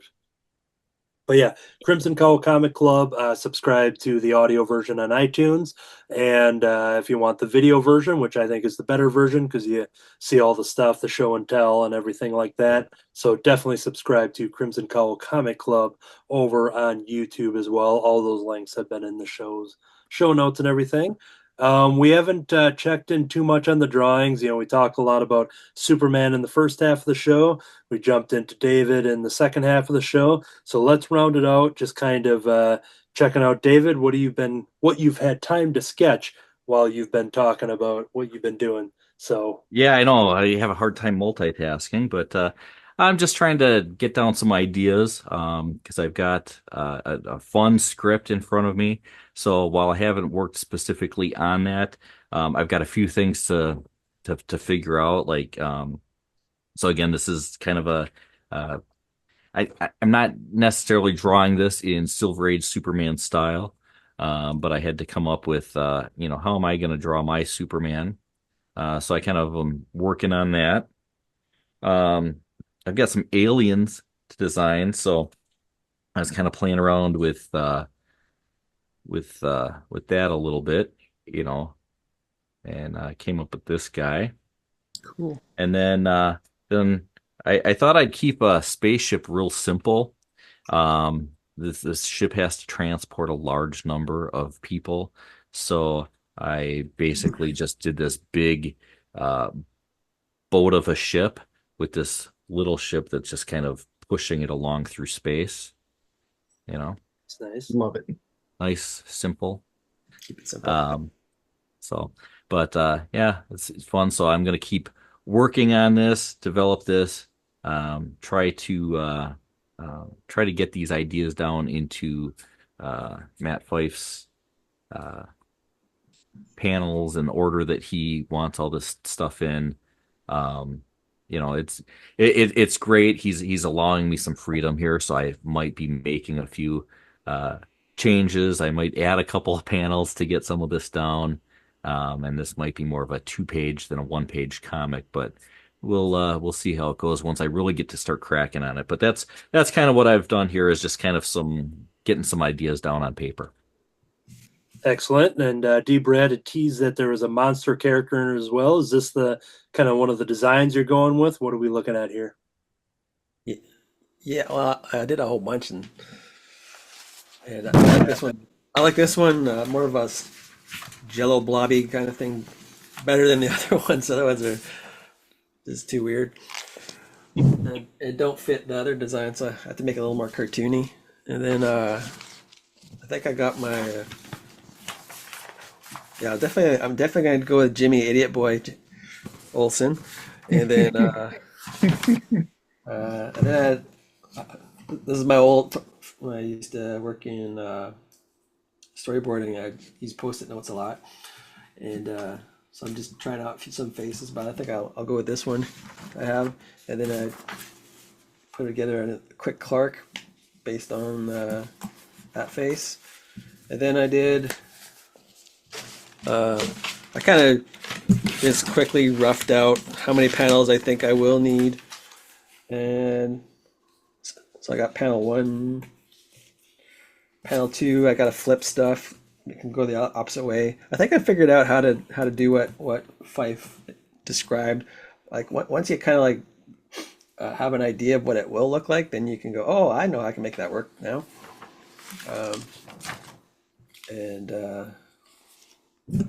So yeah, just quickly did some quick thumbnails. So that's what I ended up doing. Cool.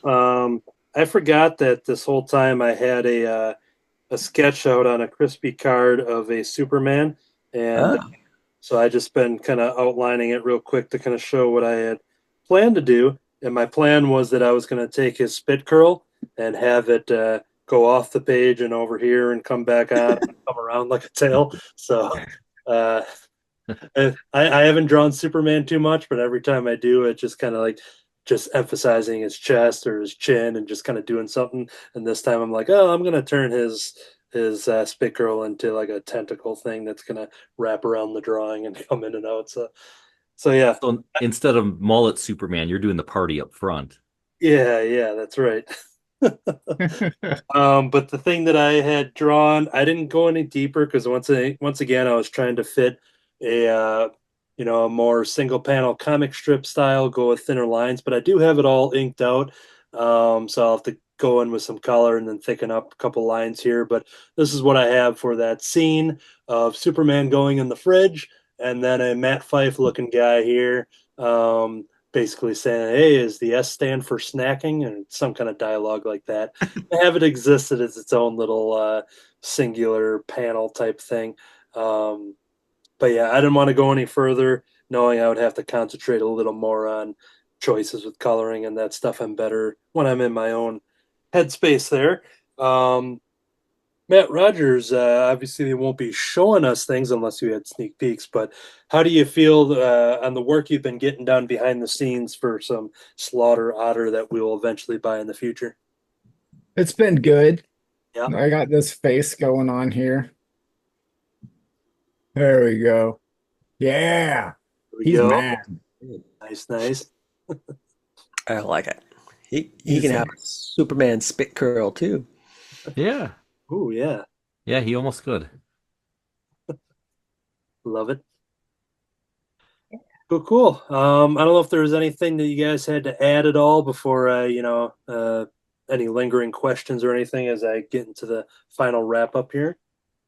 I've got so much I could add, but due to time constraints, I won't. I'm sitting here thinking about, I didn't even mention this, and yeah, there's a lot. So there's definitely a lot to cover, and the main focus was kind of talking about the current comic projects and kind of this new adventure that we've both been kind of going on with making stuff and always dreaming of when we're at Crimson Cowl in Comics and Collectibles, talking about that, from the couch and behind the counter and coming up with all these ideas and just all these aspirations. And now here we are working on some stuff. So, yeah. And Troy's not here, so I didn't use the radio voice and or get to talk about the Crimson Crusaders project, which he actually helped inspire. So, but maybe some other time. Yeah, sounds like we'll have to invite David Gloyd back to the show. Sounds like it. And this is great. I haven't been able to participate in the the Crimson Cowl Comic Club podcast that much because I'm usually working on Saturdays when it's going on. And you know what? I was free for a Friday night, so Good. it was Glad you kind of could nice come. to be able to do it. Yeah. I always hear Anthony talk about you, so it's nice to meet you. Uh, yeah, well, it's probably all a bunch of made up stuff. Yeah. That's a song. I That's didn't I assumed. didn't know that he hung out in your basement so that you'd be his friend. Yeah, yeah. After a while, you just get used to them. You know, I you're get like, used to him, yeah. This is the reveal where I take down this backdrop, and I've been in David's basement the whole time. well, that's how I handed him a book. Yeah, we all saw that very real thing that happened. So, Yeah. once No, again, I've- thank you. No, I've got the mini version left Ooh, over. yeah. I love that. There's so much more to cover. We'll definitely cover that in the future. But go to crimsoncowl.com. Follow David on the social medias. All that information will be up here on the screen and in the show notes. Check out the Tales from the North, the free webcomics that are available on crimsoncowl.com. Reach out to either David or I, wherever you see our names and voices. Drop into the comments and the emails and all that information. If you would like to purchase a copy of the physical comic book, follow social medias to see upcoming appearances where David and I will be tabling alongside each other, which has been super cool. It's been awesome to hang out at the shop all those years, and now it's it's another kind of branching out and having that fun of just kind of sharing table space side by side and just kind of just kind of going into the trenches and just having those adventures and stuff. And anytime that he's got a new like film idea or more Doc Oscar stuff to film, I just dig out the wigs and ready to jump into whatever character needs to be Awesome. dust off the dress and all that kind of stuff. But yeah, so that covers all that stuff. We talked about Slaughter Otter #2 currently in the previews catalog. So reach out to your local comic shop, your preferred online comic shop retailers, get those pre-orders in, and just let those people know that we want more Slaughter Otter by pre-ordering that stuff. A lot of awesome Yeah. covers. You'll see that in the slideshow afterwards. Rice Christopher, the Wednesday afternoon special. Reach out to me if you would like a copy of that. It is available only in print, but if you go to crimsoncowl.com, you can see 5 pages of the new story that I'm going to print for early 2025. You don't need to read one or the other to get into what this crispy rice man who goes on adventures to find out what he's all about. So if you don't know anything about this, check out the free pages on the website and then reach out to me if you'd like a copy. At the time that this will be released, it'll either be right before WarriorCon or right after WarriorCon. So if it's before WarriorCon, come out to WarriorCon in Des Plaines, Illinois. All the information's out there on the show. If this is after WarriorCon, then thank you for coming out to WarriorCon. All of you for seeing us there, and a lot of the Artist Alley being people from this very show that have guested, and so a lot of cool people there. And Rodgers, you have a show in beginning of December. That information's in the credits as well. But it's another Jim and Dan show, I think. Yeah, there we go. Yeah. Jim and Dan. Those are always fun. It's a smaller show at a college, but it's super cool. So yeah, all that information is available. I'll put the graphic up there as well. But you'll see all that stuff for upcoming appearances in the credits of this show. All right, I think I did a decent job of trying to cover as much as I could, with leaving more to question and desire for future episodes and appearances from David Gloyd. But yeah, once again, thank you, David, for joining us here in Cartoonist by Night. Well, Yeah. thank you for having me on. It was really a pleasure to do it, although I was a bit nervous about doing the script and being able to draw and talk and stuff at the same time. Multitasking is, It's always it's a thing. a never-ending adventure and learning process, and yeah, cool. And with the topic being Superman, and with what David was talking about with the real life superheroes and like the purpose of their mission and charities and all that kind of stuff, I realized that there's only one good closing line to go out on, a line from Superman Clark Kent himself. But Do good to others, and every man can be a Superman. Fantastic.